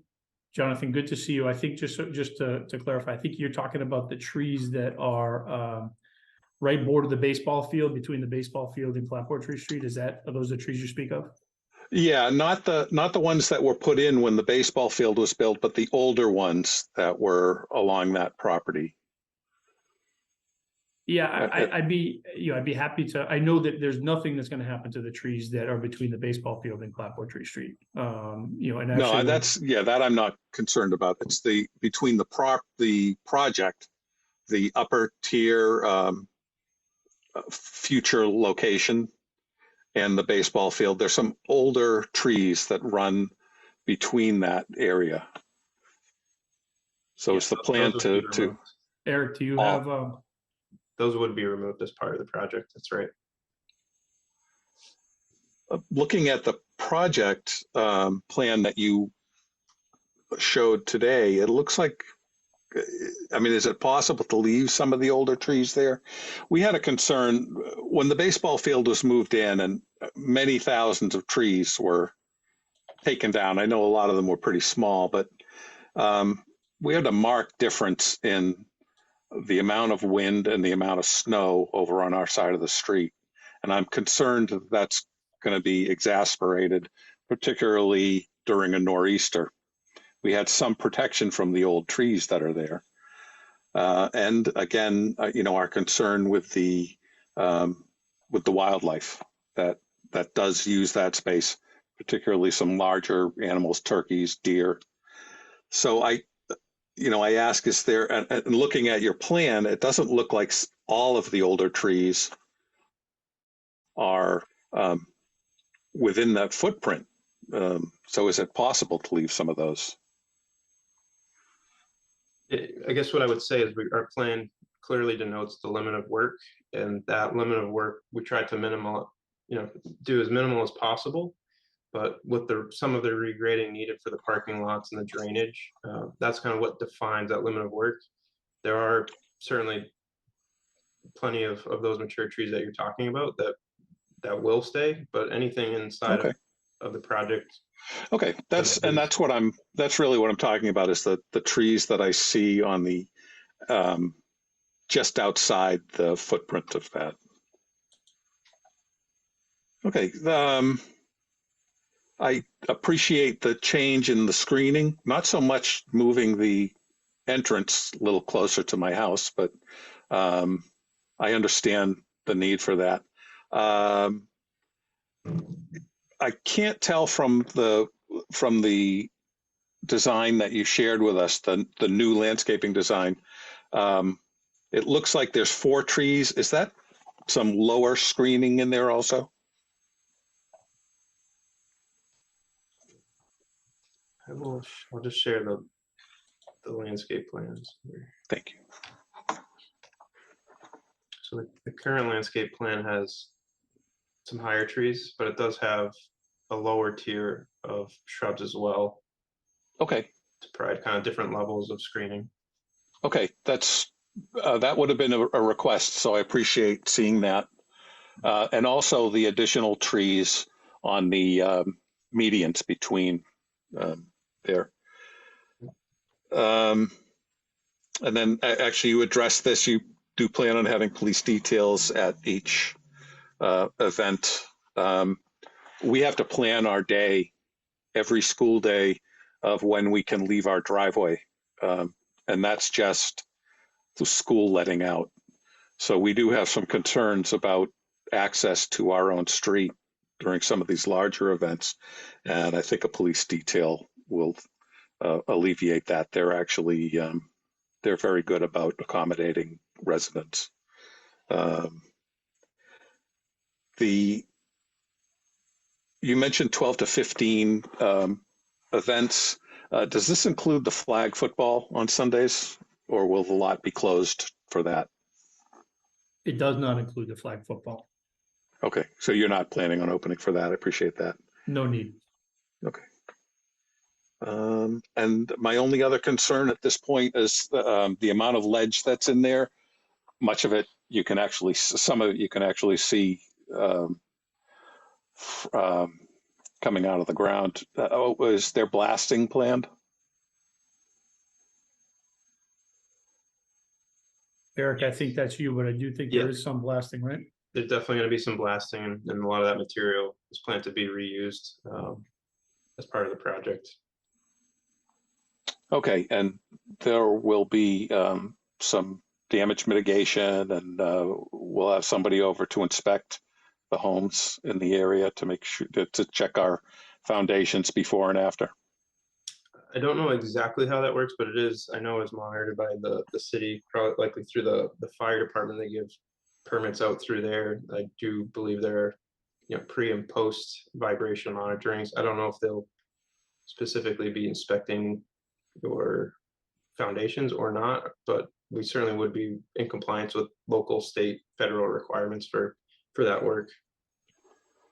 Just for the record, my understanding, because I've looked into this too, to obtain the blasting permit, you're required by law to offer a pre-blast survey to any abutters within 250 feet, I believe it is, of the work area, which would include, an inspection of the foundation and all of that before and after, just to ensure that there's no damage caused. But the fire department, I'm sure, will fill you in, but just for anyone who's paying attention, I believe that is the law.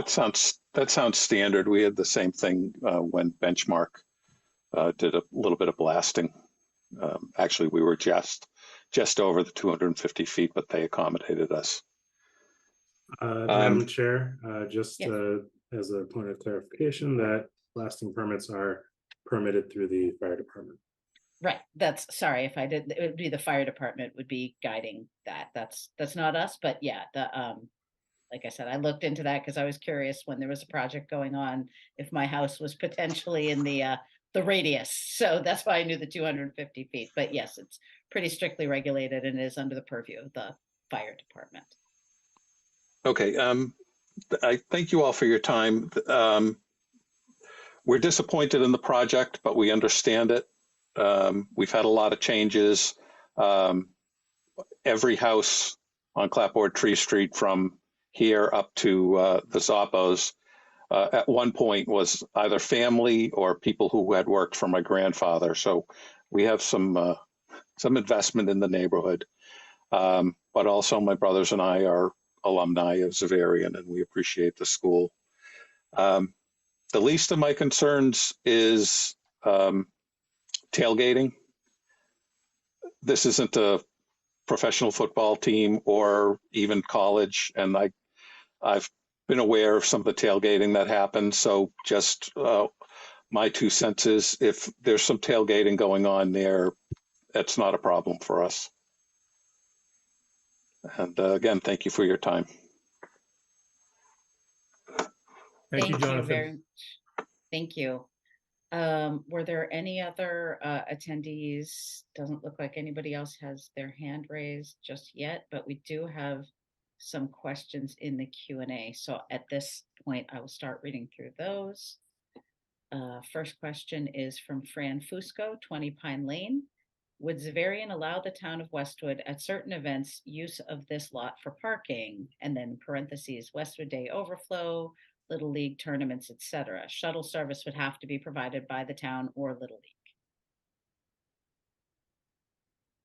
So we would certainly be open to assisting the town in any way we could. We have in the past had the town utilize our fields. I know the police department has come in and used our tracks, so we would certainly entertain that, and I would encourage the person who asked the question to contact us to see what can be done. Thank you very much. The next question is, or comment, I haven't read it yet, from Sean Weller, 48 Clapboardtree Street. I'm thinking to Kate's and Ellen's comments, Ray, tailgating uses and disturbance to the surrounding, my screen was changing, surrounding residential properties. I am also considering general noise disturbance as cars enter and exit during non-peak, parentheses, family hours.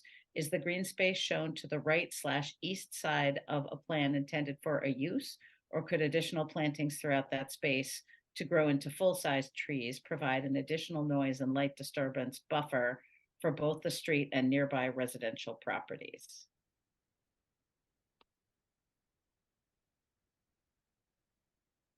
I think the area being described is essentially, for the most part, our underground stormwater storage basin. And I'll try and highlight that. I don't know that it shows up very well. Effectively, we have a fairly large underground system where we certainly wouldn't want to be putting trees over it. And then there's also an easement that runs here that we wouldn't want to be putting additional plantings in that area. So I think that's the reason why it's not, additionally planted in those locations. Thank you. Okay, looks like there's a couple of duplicates here. So, okay. Next question or comment, I haven't gotten that far, is from Nada Milisavljevic Fabrizio, Westwood resident and registered Westwood voter. Sorry, I have to scroll down. It seems to me that asking a person to state their address is an invasion of privacy and seriously reduces one's safety in the community where she/he resides. Additionally, asking someone to state their address comes across as a weapon of intimidation. I would appreciate a legal opinion on this specific issue. Thank you. In order for me to be recognized, and if you insist, under protest, 32 Webster Street.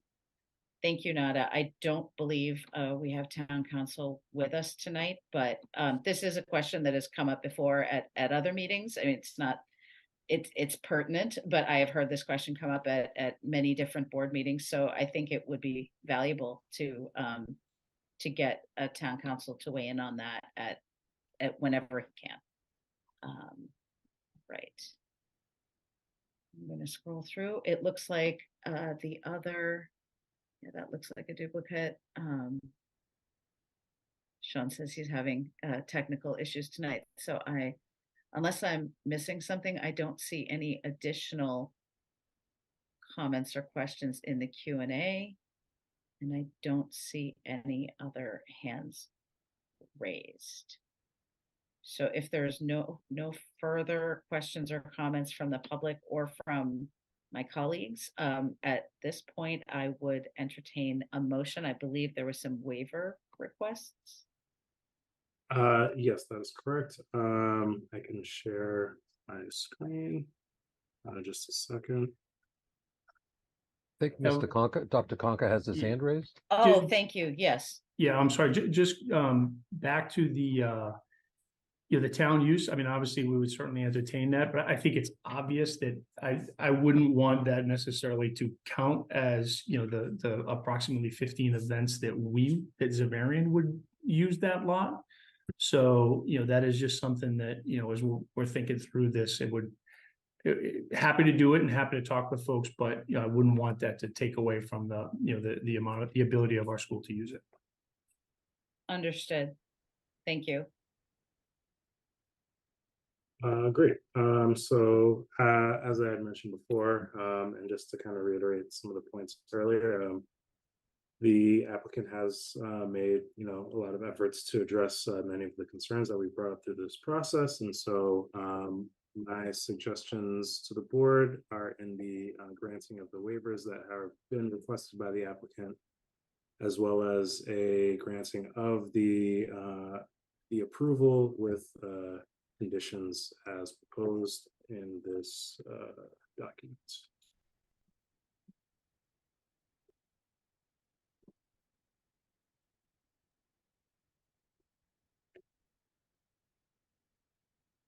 I move that the planning board grant the following waivers in association with the application for limited environmental impact and design review, EIDR, with consolidated earth material movement, environmental impact and design review, EMM-EIDR, in access approval for Xaverian Brothers School at 906 and 936 Clapboardtree Street as described in the application, therefore submitted to the planning board and filed in the office of the town clerk on July 19th, 2023.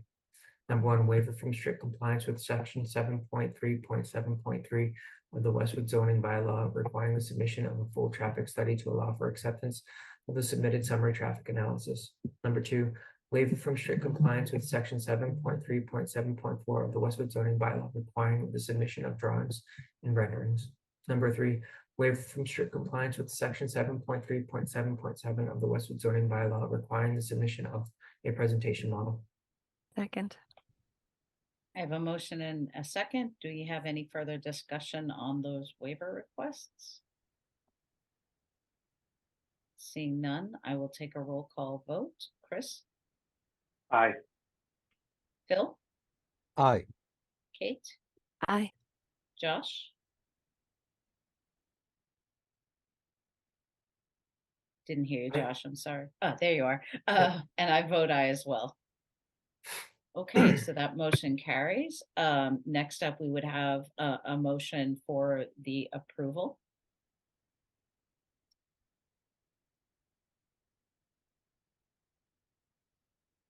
I move that the planning board grant the limited environmental impact and design review EIDR with consolidated earth material movement, environmental impact and design review EMM-EIDR, and access approval for Xaverian Brothers School at 906 and 936 Clapboardtree Street as described in the application, therefore submitted to the planning board and filed in the office of the town clerk on July 19th, 2023, subject to the following conditions.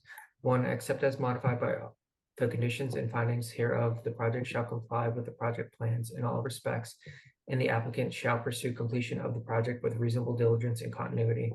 Two, if the project or any condition imposed in this decision requires any other permit, license, or other approval from any board or commission or any agency of the town of Westwood or other regulatory agency of the Commonwealth or the federal government, the applicant shall make an appropriate application for the same and shall obtain all required approvals prior to the start of any work. If any condition of such permit, license, or approval from any other board, committee, or agency is inconsistent with this decision, the applicant shall make application to the planning board for an amendment of this decision, and the planning board shall consider such an application in accordance with the requirements of MGL Chapter 40A, Section 9, and all applicable planning board rules and regulations.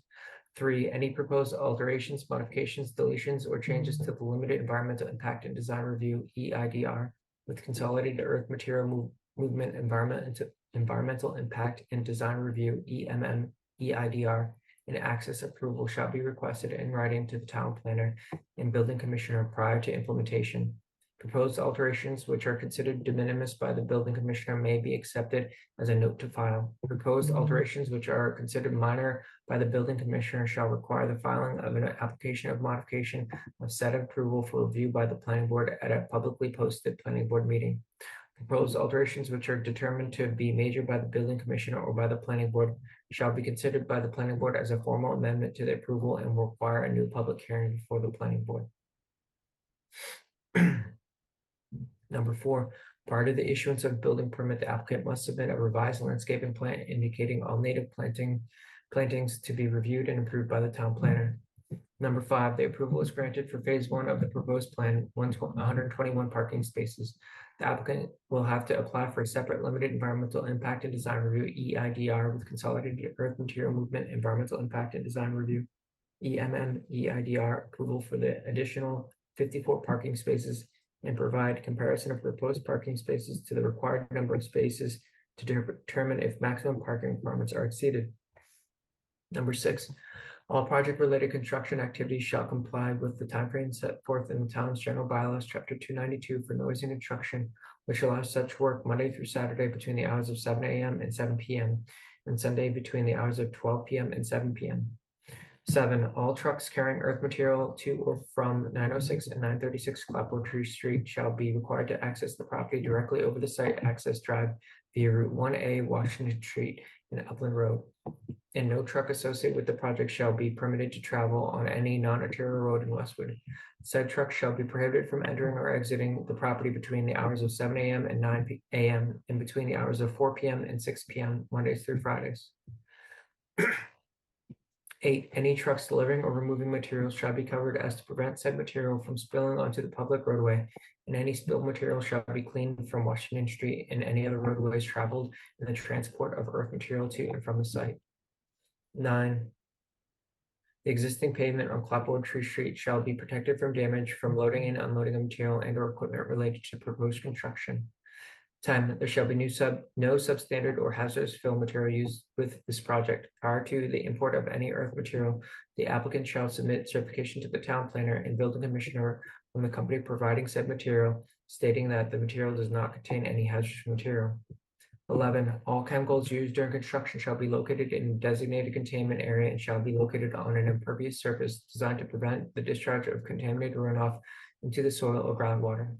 12, the applicant shall promptly repair any damage which the applicant or its agents cause to the sidewalks, street pavement, signs, or other fixtures or features within the public right-of-way after first obtaining permission from the Town Department of Public Works or Massachusetts Department of Public Works. Such repairs shall be performed to Town of Westwood standards.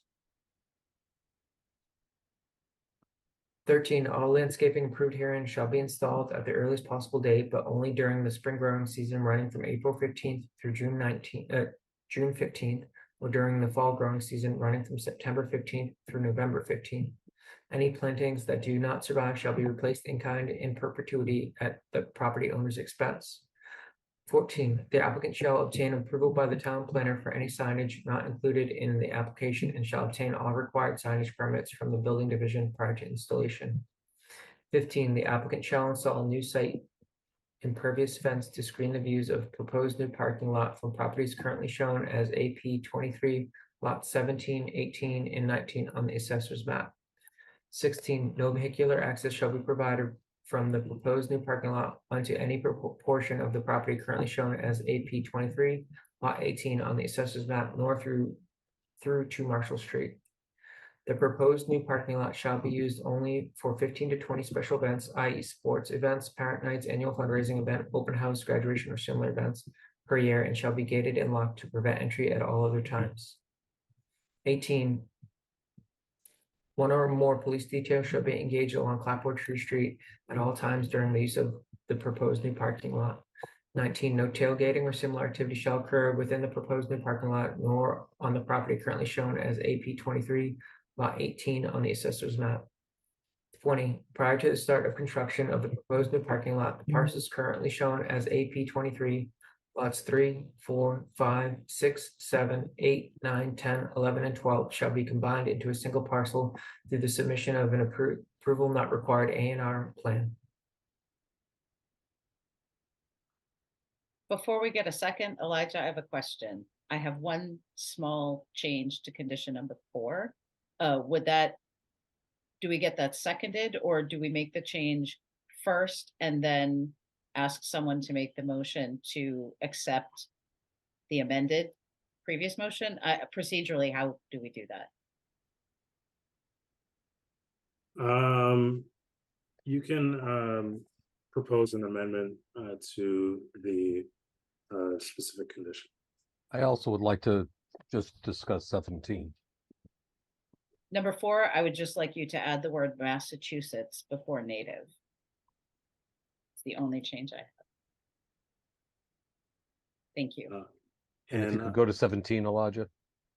Before I get there, I just wanted to also indicate that there will be no truck traffic for the earth material movement on Clapboardtree Street, just as a clarification. As outside of the project site.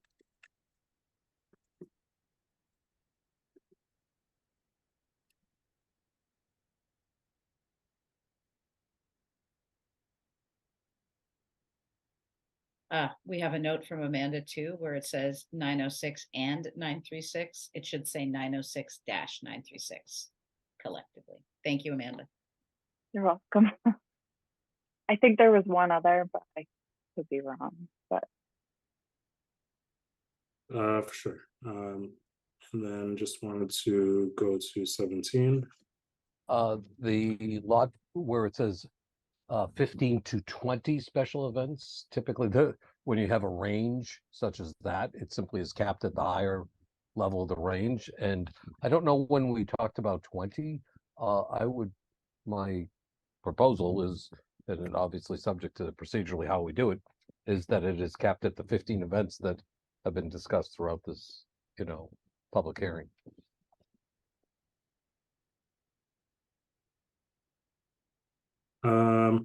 I would just submit that would, we had a question from the town as to whether or not the town would use the lot. I would like to accommodate that. The 15, when we came up with the approximately 15 events, that was Xaverian only events. So I just, put that as a note that I wouldn't want to impede our ability to work with the town as well.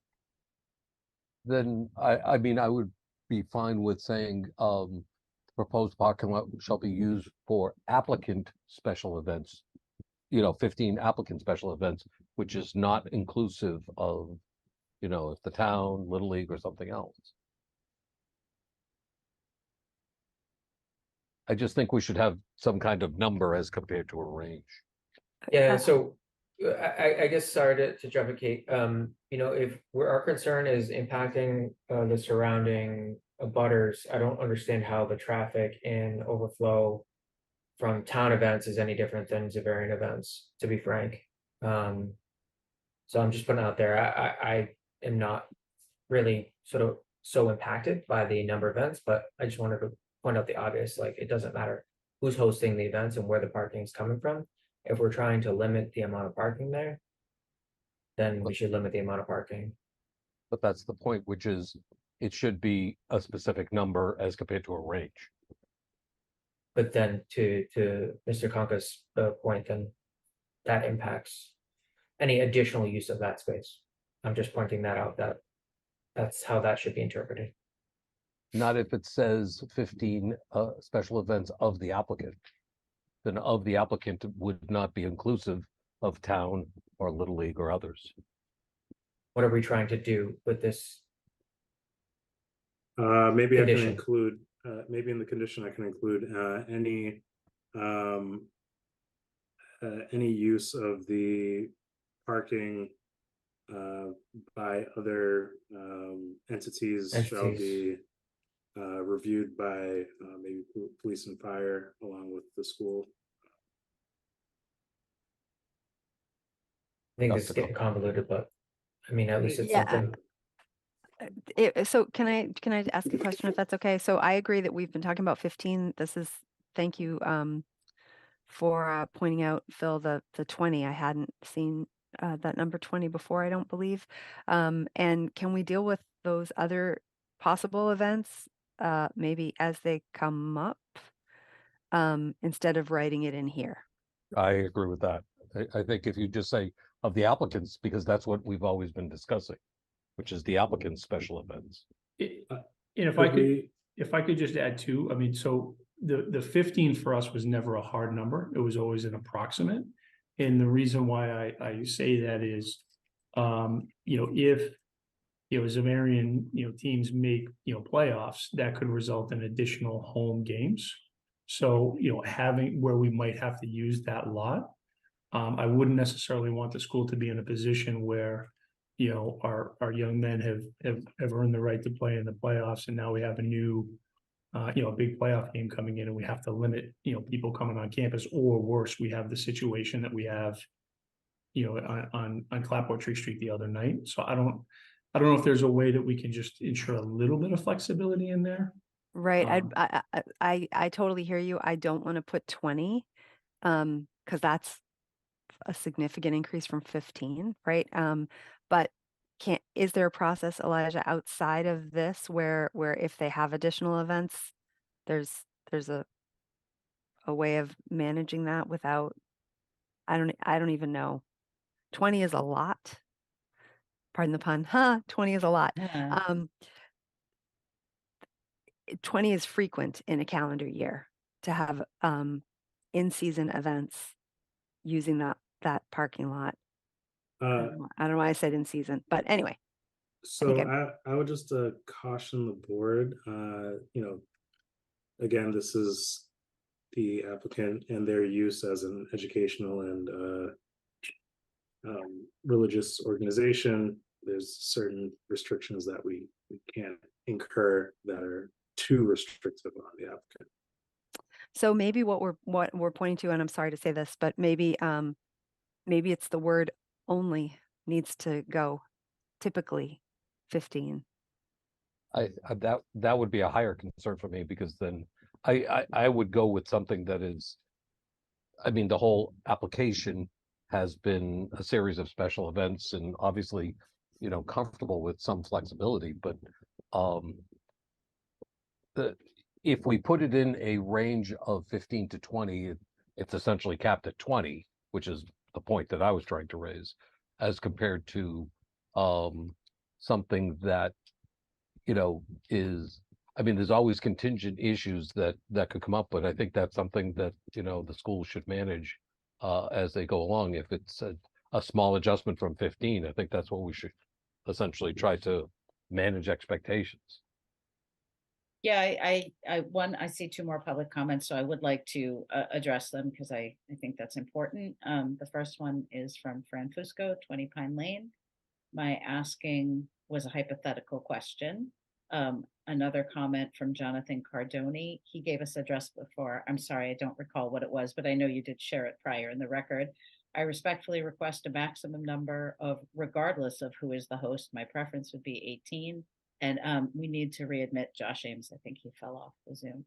Oh. And my comment on this conversation, I understand, Elijah, we are limited by the law, but my understanding is we are allowed to consider reasonable conditions. And in my opinion, given that this application has been discussed in a certain context, kind of throughout this entire process, I hear what my colleagues are saying, and I am sensitive to that. I'm not sure what the right number is, but 20, to Kate's point, seems, it's not what we've been discussing throughout this entire process. So I'm not sure what the answer is.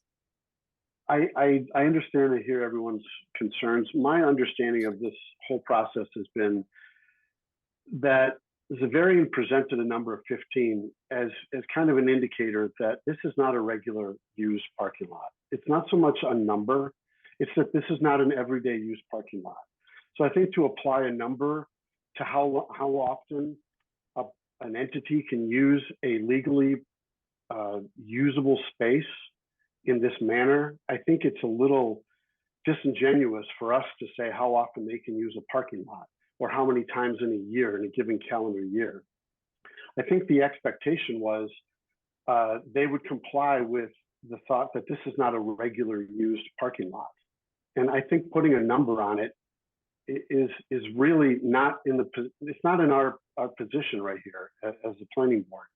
I understand some people may disagree with that, but I don't believe that this is part of our purview. I think it's an understanding. It's not there's going to be gates at both sides of this lot. And I think that Xaverian has shown every intention of being a good neighbor here. So I really think it's wrong for us to put a cap on something like a school that, you know, as Dr. Conca brought up, you know, it could be as simple as hosting a home playoff game. And, you know, if that happens and then all of a sudden the baseball team can host a game as well, but we've used up that limit, you know, in the fall, or vice versa. Baseball makes the playoffs and now we can't do it in the fall because baseball comes first in the calendar year. I don't know. I think we're just going way into the weeds here unnecessarily. I would, unless they prove to be a bad neighbor, I would let Xaverian prove themselves to be the good neighbor they've made themselves out to be here. So would we just delete that condition, or how would we approach that? I could add for approximately, and so that doesn't necessarily cap it. Or for overflow purposes only, for special events only, is that amenable to everybody? Yeah, I would be opposed to deleting the condition. Yeah, I understand what Chris is saying. He makes a valid point, but I'm Agreed. also sensitive to the concerns of the abutters. You know, I think it's a balancing act. So I'm not quite sure how to word that. I honestly wouldn't support deleting the condition either. I was just asking, but I'm not quite sure what the right answer is. So I could I added approximately prior to that 15 to 20, so that puts a ballpark range as opposed to a hard cap. You could put something like a reasonable number of special events anticipated by applicant to be no more than with a number. Because then if you have wiggle room with anticipation, it allows them to, if they get in the playoffs, obviously there's other things that they have a new special event, grandparents day 2 or something else. And just to maybe just come add an additional light here, I very much appreciate the conversation and understand, you know, where folks are coming from. You know, Josh, I think something that you said earlier resonated with me. I don't ever see us, you know, opening this lot unless our lots up at the main school are at capacity. So I don't know if you would use the term overflow lot. I don't know if that has a place here, but, you know, I'm just trying to share, you know, more of our intent, you know, of how we see this used. So for what it's worth. Yeah, I appreciate that. The problem with that approach is when you ask the staff to park there early in the morning in anticipation of it being full later that day, then it's not overflow, it's anticipated overflow. So someone's going to twist this in a way that won't work. So I'm concerned, you know, we start trying to nail this down in one. I mean, this is a pretty deep topic we're talking about here. And in a 3-sentence condition, I don't think you're going to find something that everyone's going to be happy with. But it's been the core of what the vast majority of the application has been all about, which is maybe the special events. Right. So maybe that's right at the outset. Number one, it is the intention of this lot to be used simply as overflow or for special events, been conveyed 15 times a year for the school. It's not a cap. It's just trying to convey it's not an everyday use lot. Again, I think people are getting stuck on 15. That's how many times they've used it in the past. Next year could be 17. The year after that could be 12. I don't know, but I mean, the people own the land. We're permitting the use to be used as a parking lot, and they're saying we're not going to use it every day. Maybe we put in there, if it's to be used 3 days in a row, they need to make a phone call to the town, something like that. I don't know, but I just don't like trying to cap this. And I hear everyone's trying to make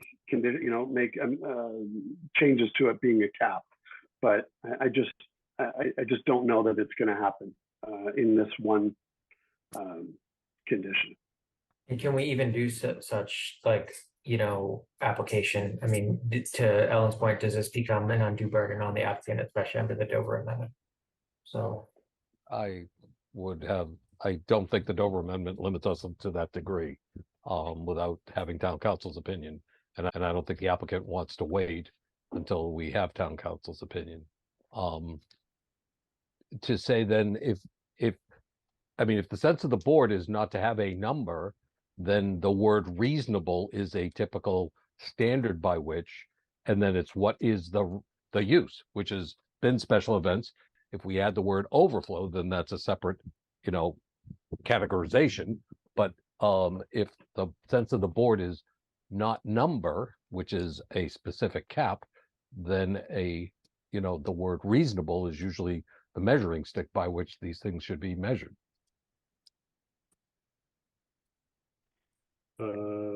Let's see. So, proposed new parking lot shall be used for overflow parking only. I mean, if we want to include after hours or something like that, that would also indicate more for overflow special events as well. I don't know how everybody feels about that. But some of them are during the day. Fair enough. They're not all at night. I think that keeping it at the approximate kind of adds that wiggle room for the applicant. And if it becomes too onerous, then there's always a possibility for modification of the application. Yeah, I do just want to say, as we heard from Dr. Konka, they're not going to be expanding enrollment.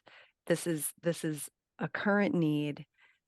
It's a current occasional need.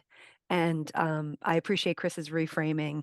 I know I bristled a little bit at that number 20, but the reality is, yeah, they could have some really great years ahead of them with athletics or whatever, and have significant need for this lot, which would be great. So I'm okay with approximately 15, and I feel like I'm ready to move on from number 17 with the word approximately. I would be good with that also. Yeah, I'm fine with that. Okay. It's being conveyed. Yep. Sorry, Chris. So we're in consensus that solves for that concern. The word approximately works. Great. Okay, so we have conditions 4, condition 17, and condition 7 that have all been amended. So do I ask for a motion to grant this application with the amended conditions?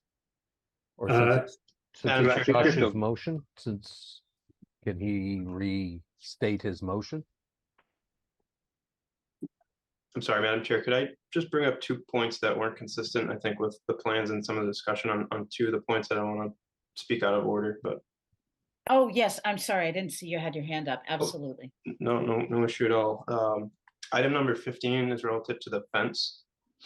So it calls out lot 17, which is the lot that we've added it to.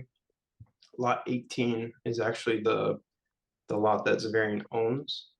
So we'd intentionally not want lot 18 to have that fence. And then lot 19 is a corner lot, which hasn't been discussed. So I don't know if the board would be amenable to just listing the lot that we've accommodated, which would be the lot 17. I'm sorry, lot 19 is the lot that we've accommodated. Could you just clarify, where is the fence being located solely on 17, or is where so is the fence is being located on lot 19 to screen their view from. That's the lot. That's a lot that shows up on the plan. Lot 18 is Xaverian owned. That's the pass-through lot with the landscape fence, the landscape gate. And lot 17 is a small corner lot east of Xaverian's owned lot, which hasn't been part of the discussion. So that condition should only refer to lot 19, if I'm understanding you correctly? Correct. Okay. If that's appropriate, I'm good with that change. Same. And then item number 18 just goes back to the use of the lot and the police details, suggesting that they would need police detail for every event, which I don't think certainly wouldn't be needed for every event, certainly the football games. And Jake would know best on when he wants to use the police detail, which I'm sure he's not afraid to use, but parent teacher night, or there's certain events that certainly wouldn't need police detail, just on how the flow of the cars would be coming in the morning and at nighttime. So I wanted to point that out. If Jake has an issue with it or not, I'm not sure, but it could be just refined to reference. Yeah, we've when we've used the overflow parking at Moderna, for parent teacher conferences, we've never had a police detail for that. But we absolutely, Phil, I'm sure you saw it Friday night. I mean, when we have those big events that are drawing a lot of folks, we do. So I appreciate you bringing it up, Eric. I don't know that we would need a police detail in every instance. But certainly when there are big ones, we would have it. How that wording would look, I would leave that to you. Maybe after the word lot, say comma, in accordance with the town's safety requirements or something like that. But I'm not sure here, we're talking about the need for overflow lot, and historically we've accommodated that overflow with police detail, and even not overflow, right? Like I've seen during flag football season, there could be details at the end on occasion when there is no overflow. So I'm not sure. I don't have a strong feeling either way. I'm just sort of talking out loud here that, like, if we're gonna have the overflow lot, isn't that the purpose of some of this detail? Because there's more than we can sort of address in that one singular lot, and we need support. Yeah, and for what it's worth, we've always, historically, we've always made a judgment as to, what do we anticipate a crowd, what do we anticipate the crowd size to be? When is the event taking place? What is the ordinary traffic flow? And then based on those factors, we've made the judgment. And I think, we've got a history of success on that, of when we need the police details, when we don't. So I don't know if there's a way to get a little bit of discretion here, knowing that, obviously, as you saw from our pictures and our clips, an hour or two ago, we're very much invested in safety. There's no doubt. I think the wording at all times is the key. If you say at such times, take out the word all, then say at such times as safety may be required, comma, during the use of and then at such times is obviously we're going to rely upon Xaverian to get a police detail if they need to do so. Could we just say as appropriate during the use of the proposed new parking lot? At such times, comma, as may be appropriate, comma. After the word times, comma, as may be appropriate. And we've owned that responsibility with regard to our events even prior to, so we're happy to continue to own that responsibility for sure. Yeah, then it's not all times, and I think you're good. Is that language change amenable to the board? I'm good with it. Yeah. I'm just going to add to 15 that the plan be submitted for town planner approval, just so I can see the actual fencing plan. It does look like we have another public comment. I am going to read it for the record. Jonathan Cardoni from Clapboardtree Street. Again, we would prefer police details at all times when the lot is open.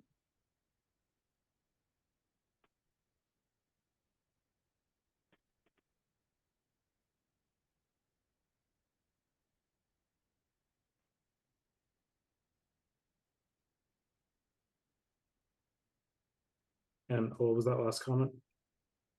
Sorry, let me pop it up again. We would prefer police details at all times when the lot is open. That goes to what we just changed on 18. Right. I don't know that the word all is necessary. That would not be something that I think is necessary. And the applicant has mentioned that they do have a team that takes care of the site as well during use of that lot.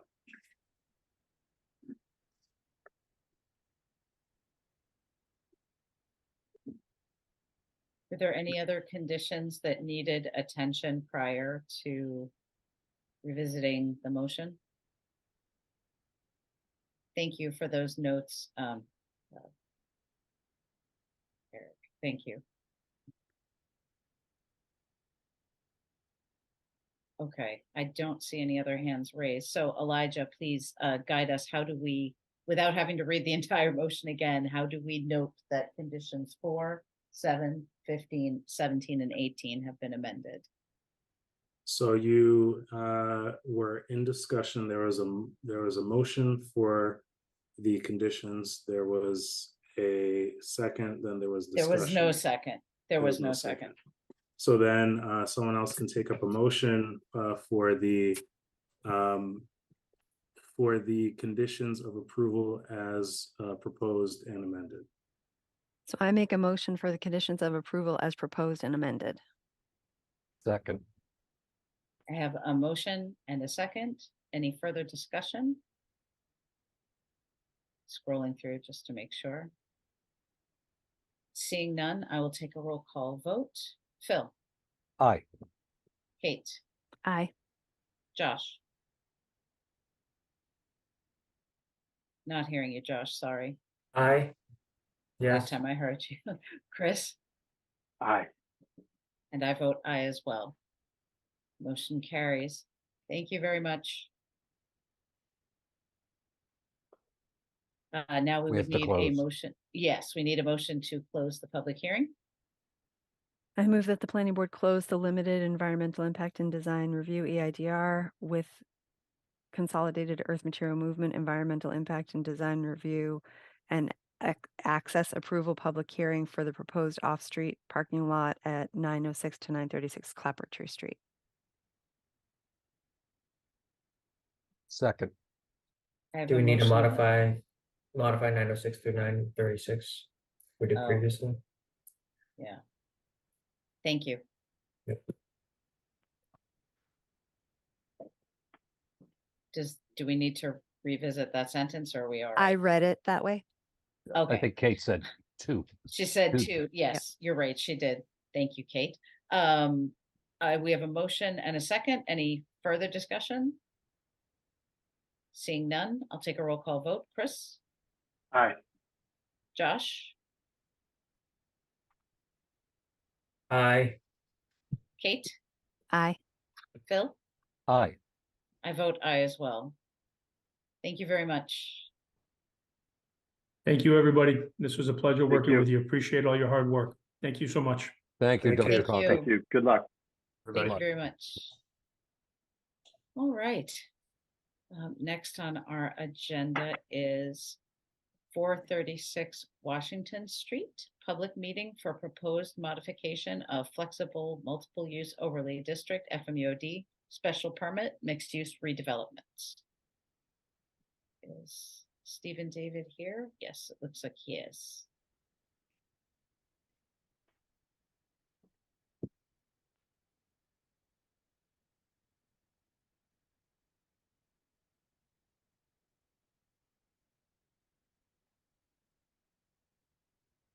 Good evening.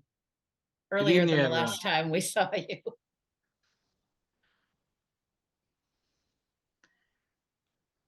Can you hear me all right? Yes. Yes. Okay. So you want me to begin, or I spoke to Elijah yesterday, and I just confirming the hearing this evening. Elijah shared with me that he was going to have to send the revised site plan to the peer reviewer, Mr. Houston, to confirm that there were no changes. I took exception to that. I asked him why couldn't we just get Mr. Houston on the phone and get it over to him today, because it's 7 pages. It's not something. By the way, there's no changes, but And he said it would have to be sent to him. After that, I hung up, and I did contact Mr. Houston. I discussed with him the possibility of him looking at the plan yesterday. He said, well, if there's no changes, there's not much to look at, and he could do it for us. I sent an email to Elijah confirming that, stating that, and I would be willing to pay for the peer review. I didn't hear back from him. So today I contacted my own engineer, which is Riverhawk Environmental. I asked him to provide the board with a letter to address this issue, because obviously the board wants some resolution to that issue. So I uploaded his letter today, very late in the day. I just want to read it into the record really quickly. It's dated today. It's from Bob Rigo. It says, on behalf of 436 Washington Street LLC, the applicant, Riverhawk Environmental, submitted a revised site plan dated August 28th, 2023 for the mixed-use development at 436 Washington Street. There were only two minor changes to the plan. The first was a change to the labeling of the former structure. The revised plans include a note on the building that stated to be raised. The second change was the removal of the small covered entry from the rear of the building on the existing condition sheet. There were no other changes to the plans. Everything remained exactly as it was on the previously reviewed and approved plans. If you have any questions regarding correspondence or revised plan set, please contact the undersigned. That small structure to the rear of the building was, we removed that to provide additional parking. That was dealt with a long time ago. So having said that, I mean, I think it's conclusive that there hasn't been any changes other than the fact that the structurally the walls are going to be made new, built from the ground up in wood framed as the rest of the building. So, you know, obviously I'm looking to move this forward. You know, Mr. Doyle is obviously not going to move forward with my building permit until such time as the board is satisfied with the minor modification. I believe that's the only issue. If there are more, I'm more than welcome to discuss them. Madam Chair, if I Sorry, may. I was muted. Yes, please, Elijah. So, yeah, I just wanted to also point in, I did submit a summary and just wanted to mention that the motion that I had was for a public meeting, not a public hearing. But I also understand the applicant's concerns in, you know, moving this forward based on the modifications that he submitted. If the board is inclined to have two conditions that I had drafted, one for a public meeting and another to approve the motion for a minor modification with some conditions.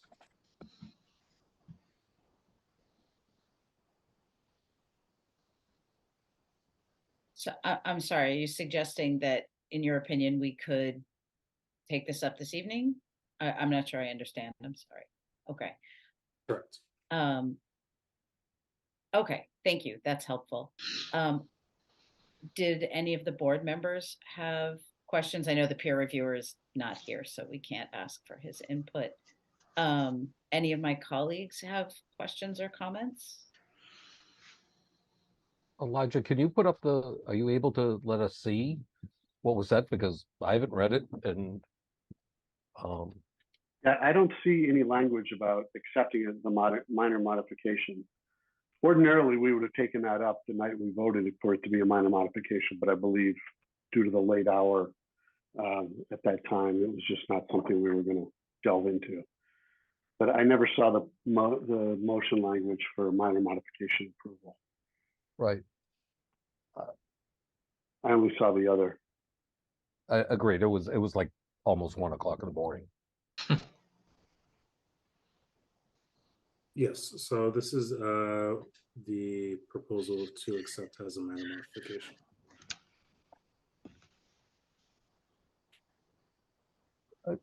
Could you, are you able to just show us the letter that Mr. David just read aloud? I don't know if you have that available because I haven't seen it. For sure. Amanda, do you have that available? I do. I can pull it up. Yeah, I uploaded it to the packet as soon as I got it, but it was like a half hour before the meeting. That's correct. Yeah, no, yeah. 1 second.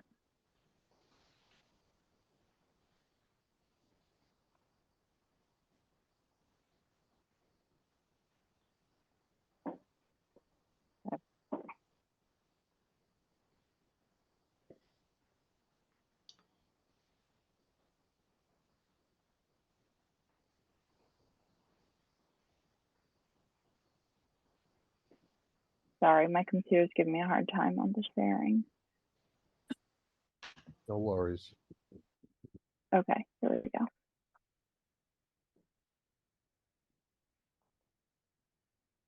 Can you see that? Yes, we can. Can you Okay. just make it a little bigger? Yeah.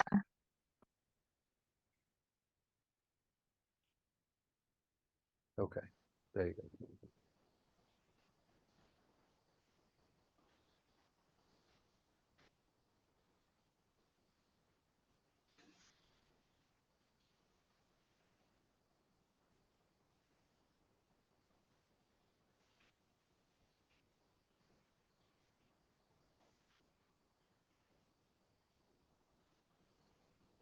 And it has a stamp. Do I see a partial stamp on that? Yeah. I do. Okay. Engineered stamp. Yeah, there is a stamp. Okay. That's, I just wanted to be able to actually read it and see it.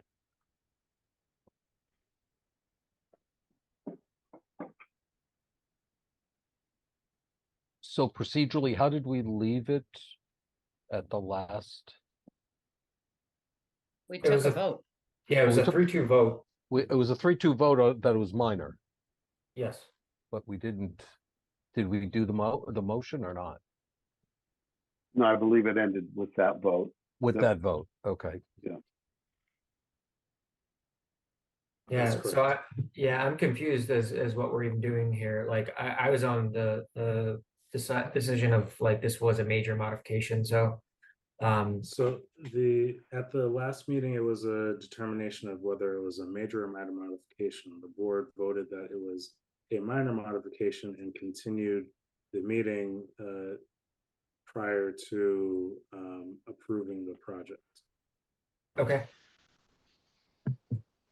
So what do we have before us, which is your motion, the language that you provided? Is the vote not clear, or what do we need to do? Can you put up the language again for the Yes. approval? Either accept the project or revise that previous vote. Is that how I'm reading this? Well, no, this language is presuming the 3-2 vote at the last meeting, and it just has the 3 conditions, I believe. Is that what those are, the 3 conditions? Correct. Yeah. Okay. So I had a couple of quick questions about the project before we entertain a motion. I think they're pretty brief. I did see in the notes that there will be a land disturbance permit necessary. Did that go to Conservation Commission? Yeah, Or is that's that been filed. That's been filed and issued. Okay, is that going to be it's been issued? Okay, so Karen Correct. already, okay, so that was administrative, not a board hearing? There was no board hearing. It was administrative. That's correct. Okay, and then I was curious, the new architectural plans, I did look at those, the ones from March. Has the building department already reviewed those? I guess, well, I'm curious, with the demolition of the building, have you triggered anything within code that would require something like an elevator or any changes that weren't necessarily noted on those plans because they were prior to his review? So it's been with the building department for a while. I don't know if Mr. Doyle has looked at them or not, but nothing has changed from the original set that he had until now. So there's been no changes. I mean, that's Okay. all I can I can't state whether he's looked at them or not. Hopefully he has, because I've been uploading all my MEPs as well. So I think the building department's been doing its job. Okay, so you haven't been notified that, oh, now that it's a new building, you triggered X, Y, and Z in the code. To your knowledge, there's no additional changes to those plans. There have been no changes to the plans.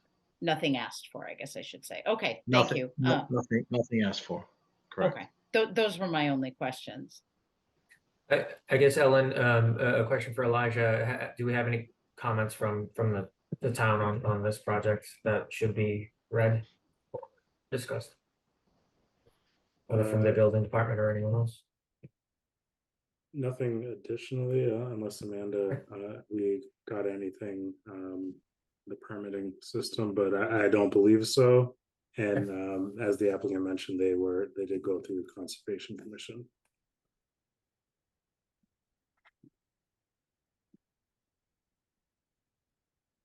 So, Mr. David, it's your intention to rebuild the building on the exact same footprint and the pad that was there prior? That's correct. Nothing has changed. The existing slab and footings are in the same place that they've been right along. So the only difference would be the construction of the walls. That is correct. Okay. I see in the Q&A that there is some comments. Yes. Were there any other comments from board members or staff before I move on to public comment? I'm going to have some comments regarding the context of the motion, but nothing beyond that. Okay. Then I will look in the Q&A. Nada Milosavljevic Fabrizio, Westwood resident and registered Westwood voter. I respectfully ask that my April 12th, 2023 email communication to this board be read into the official record of this meeting. It concerns the matter of 436 Washington Street, Westwood, and the applicant for the special permit. We can do that. Elijah, should you read it? Should I read it? Since it was an email and not, how should we do that? Let's see. So it looks like the applicant did share the email below in the later question and answer. And sorry, the public comment from Nada. It looks like I can read it. Hello, Elijah. Please circulate this email to each of the planning board members, and I implore the chair to read my below comments in its entirety at the next scheduled public meeting, at which time 436 Washington Street, Westwood is an agenda topic. I was sickened while viewing the recent planning board meeting held on August 8th, 2023. Stephen David, how dare he? Mr. David strolled in arrogantly, ignored the conditions of his special permit, and demolished the building. I failed to comprehend the relevancy of the planning board members' discussion on then existing building condition and the respective special permit. That was not the issue. Mr. David, by his own admission of having a law degree, certainly did his due diligence prior to the presenting of his offer to purchase the parcel located at 436 Washington Street. To think any differently is fantasy. His total disregard of our established process was both shameful and outrageous, and an egregious slap in the face of the public hearing process.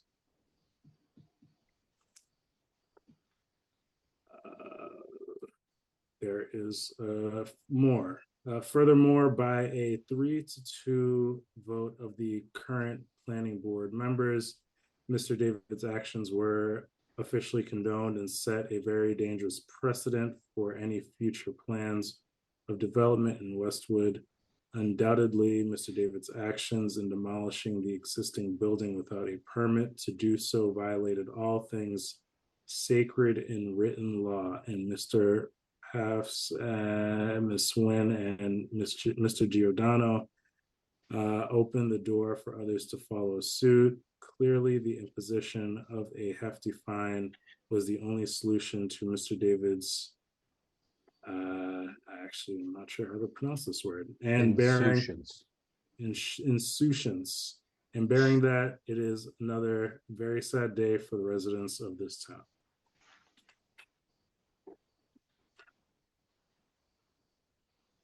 Thank you for that. Thank you for reading that, Elijah, and thank you, Nada, for sharing your thoughts. Was there any other public comment? I don't see any hands raised. I don't see anything else in the Q&A. Okay. Okay, so we need to ask, we don't need to vote on the waivers again, right? Because we're just voting on moving forward with the minor modification, correct? Okay, so I would entertain a motion for the minor modification of the special permit. I'll move that the planning board grant a minor modification of the flexible multiple use overlay district, FMUOD, special permit for the proposed mixed use redevelopment at 436 Washington Street, as described in the application, therefore submitted to the planning board and filed in the office of the town clerk on August 4, 2023, subject to the following conditions. One, a new mixed-use structure shall be built on the existing slab as shown on the modified project plans. Two, the project shall fully comply in all respects with the modified project plans and with all conditions of prior approvals, which are hereby incorporated by reference, and the applicant shall pursue completion of the project with reasonable diligence and continuity. Three, a copy of this decision and the modified project plan should be kept on the project site at all times during construction. Sorry, installation. I think it was during installation. Installation, yes, sorry, I changed it. I think I heard a motion and a second, yes. Okay, then I'll take a roll call vote. Chris? Aye. Phil?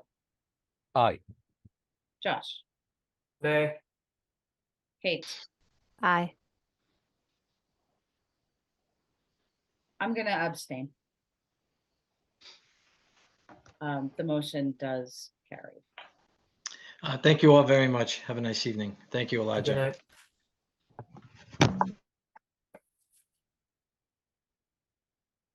Okay, that was a public meeting, not a public hearing, right? So we don't need to close that. Correct. Okay. All right. So let me go back to the agenda. Next on the agenda is consideration of amendments. It's a continuation of the public hearing for consideration of amendments to various planning board rules and regulations, continued from July 11th. Madam Chair, I ask that we move this or continue this to the next scheduled meeting, just so that we have further time to review it and based on the length of the actual meeting. I am in agreement with that, unless any of my colleagues have an objection.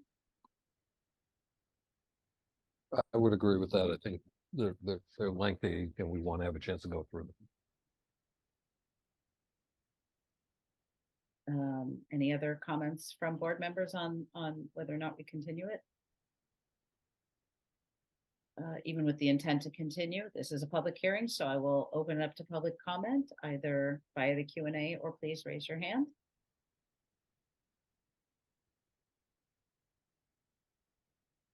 Seeing none, I will take a motion.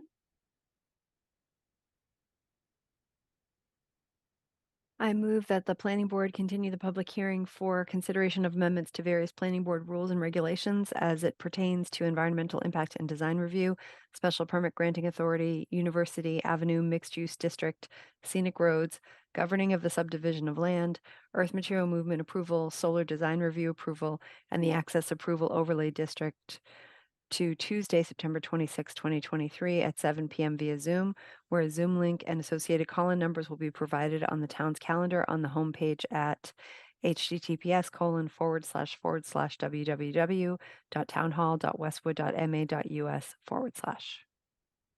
Second. I have a motion and a second. Any further discussion? Seeing none, I'll take a roll call vote. Chris? Aye. Phil? Aye. Josh? Aye. Kate? Aye. I vote aye as well. All right, motion carries. Next on the agenda, review of draft meeting minutes. We have two sets of minutes from 7/12/2023 and 8/8/2023. Did folks have a chance to review the minutes? And were there any changes or comments folks had on either set of minutes? It was both the shortest and the longest set. Right. In one thing. Sublime to the ridiculous.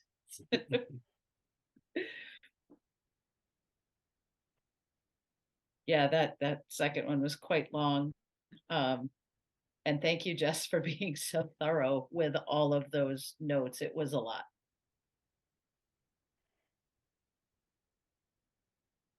Any other comments on the minutes? No changes from me. None If for there are no me. I didn't catch any. Kate? No, I'm ready to No. make a motion. All right. If there are no changes, we can make a motion to accept them both in one motion, right? Yep. I will entertain a motion. So I move that we accept the minutes from the meetings on July 12th and August 8th, 2023. Second. I have a motion and a second. Any further discussion on the minutes? Seeing none, I'll take a roll call vote. Kate? Aye. Josh? Aye. Chris? Aye. Phil? Aye. I vote aye as well. Any updates from agency and committee representatives? Has anyone been to any meetings? Anything to report? Yeah, the Ped Bike Safety Advisory, whatever, I'm not clear what the name of that group is at this point, has had some really good meetings with lots of resident participation, which has been great. They'll have a table at Westwood Day coming up. I was not able to see it, but I believe that our chair spoke with the select board yesterday about the Canton Street sidewalk project. So there's a lot of discussion around that project. Thank you. Anyone else have any agency or committee reports to share? So just, I guess, an update to the board. On the climate action plan, we are actually having kickoff for the climate action task force this Thursday, and that will kind of be the kickstart for the plan in general. There is a survey that is on the website. I can share that with the board at a later date. I think I might have shared it previously. And then there are 2 community visioning sessions happening October 19th and actually, let me just make sure it's October 19th. Thursday, October 19th and Thursday, November 2nd. It's open to the public, any interested parties. We'd like to really get input on this climate action plan as we move forward. And the survey is also another great place to do that as well. So just a heads up, and there'll definitely be more. The website's probably the best place to do it. And I will just, for the sake of, you can go to the Town of Westwood's website, and just for the public to look, you can go to the Town of Westwood's website, planning division, under departments, you go to departments, community and economic development, planning division, and at the bottom, climate action, resiliency, and sustainability plan. And you can view everything that updates at this site here. And there's a link to the survey here. So definitely encourage folks to be a part of, this action plan. And thank you. Thank you. And thank you for all the work you've put into this so far. And I'm really thrilled that we're doing this. And I'm looking forward to that meeting. For sure. Putting Thank on my you. calendar right now so that I don't forget it. Elijah, is it going to get promoted at Westwood Day? Yes, I'm actually I've talked to WEAC, and I'll be actually giving them some promotional tool things as well. I can even give some flyers to the Ped and Bike Committee as well if they're interested. It's awesome. Great idea. Thank you, Elijah. Great work. No problem. Have a great team working with me as well. Wonderful. Chris, anything of note from long range financial planning? That's one of my favorite committees. No, we've had to push off a couple meetings just summer, and we've had some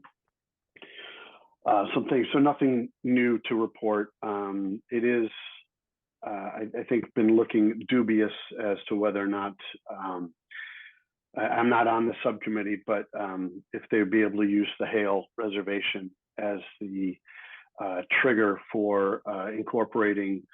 Oh my gosh, I'm drawing a blank. Please help me, somebody. CPA, the community preservation. Thank you, community preservation. Again, my wife is a CPA. I should know that. But so it's not looking like the timing is going to work for Westwood to use Hale as a reason to adopt CPA as a community. So they're looking deeper into it, but the last report I heard from them, there was nothing. And again, we had to push off the reimagination subcommittee that I'm on, reusing town buildings and town land opportunities and things like that for other purposes. So so anyway, nothing really new to report there, but we do have a meeting in the books, I believe, in October. So hopefully something materializes then. Awesome. Thank you. Mm-hmm. I have nothing substantial to report. I was not able to go to the trick meeting right after I was appointed as the liaison, but there is one next week actually at Wentworth Hall, and I believe Nora is going to be presenting about the redevelopment of Islington Center. So it's in person. I will be going to that. So our next meeting, I'll have something to report. So I'm excited to go to my first trick meeting. Okay, great. Lots of good things going on in town and around town and adjacent to town. Our next agenda item is general miscellaneous updates and administrative items. We have a board meeting on September 26th and a meeting on October 10th. Is there anything else under that heading, Elijah, that I'm missing, or? I guess also there's a meeting October 24th as well. Okay. Do we want to talk through at all the fact that the Attorney General asked for more time associated with some of our bylaws? What that means? If I'm accurate with that description? Yeah, so the Attorney General approved all articles aside from the sustainability, Article 17.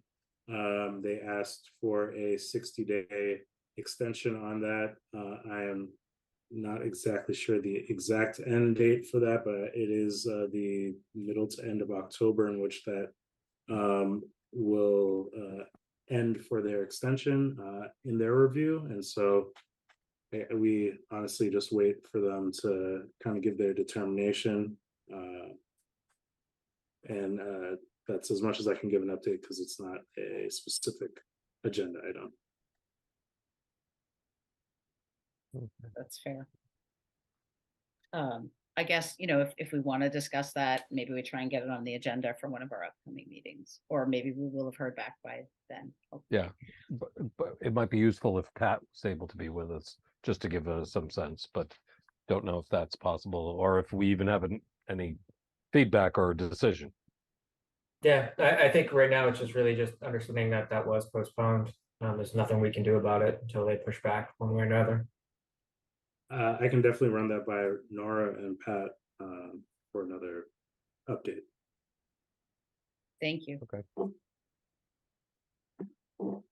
Well, that's the end of the agenda, and it's not a totally unreasonable hour, so. I'm Not sure even we're all 10 o'clock. happy We with should talk for another 5 minutes. another 5 minutes just to hit the hour. Yeah, and I think we more than made up for that at our last meeting. So if there is nothing else that is within the scope of what we can discuss that someone would like to discuss, I will Kate, we're take looking a at you. motion for adjournment. I'm gonna make a motion that we close. I'm exhausted, you guys. It's been great fun, but I'm exhausted. Motion to close. Second. Second. I have a motion for adjournment and a second. Is there any further discussion on adjournment? Seeing none, I will take a roll call vote. Kate, Aye. Josh, Aye. Chris, Aye. Phil, Aye. I vote aye as well. Thank you, everybody. Thank you, everyone. Enjoy Good the night. rest of Good your night. week. Have a good night. Good night. Thank you, everyone.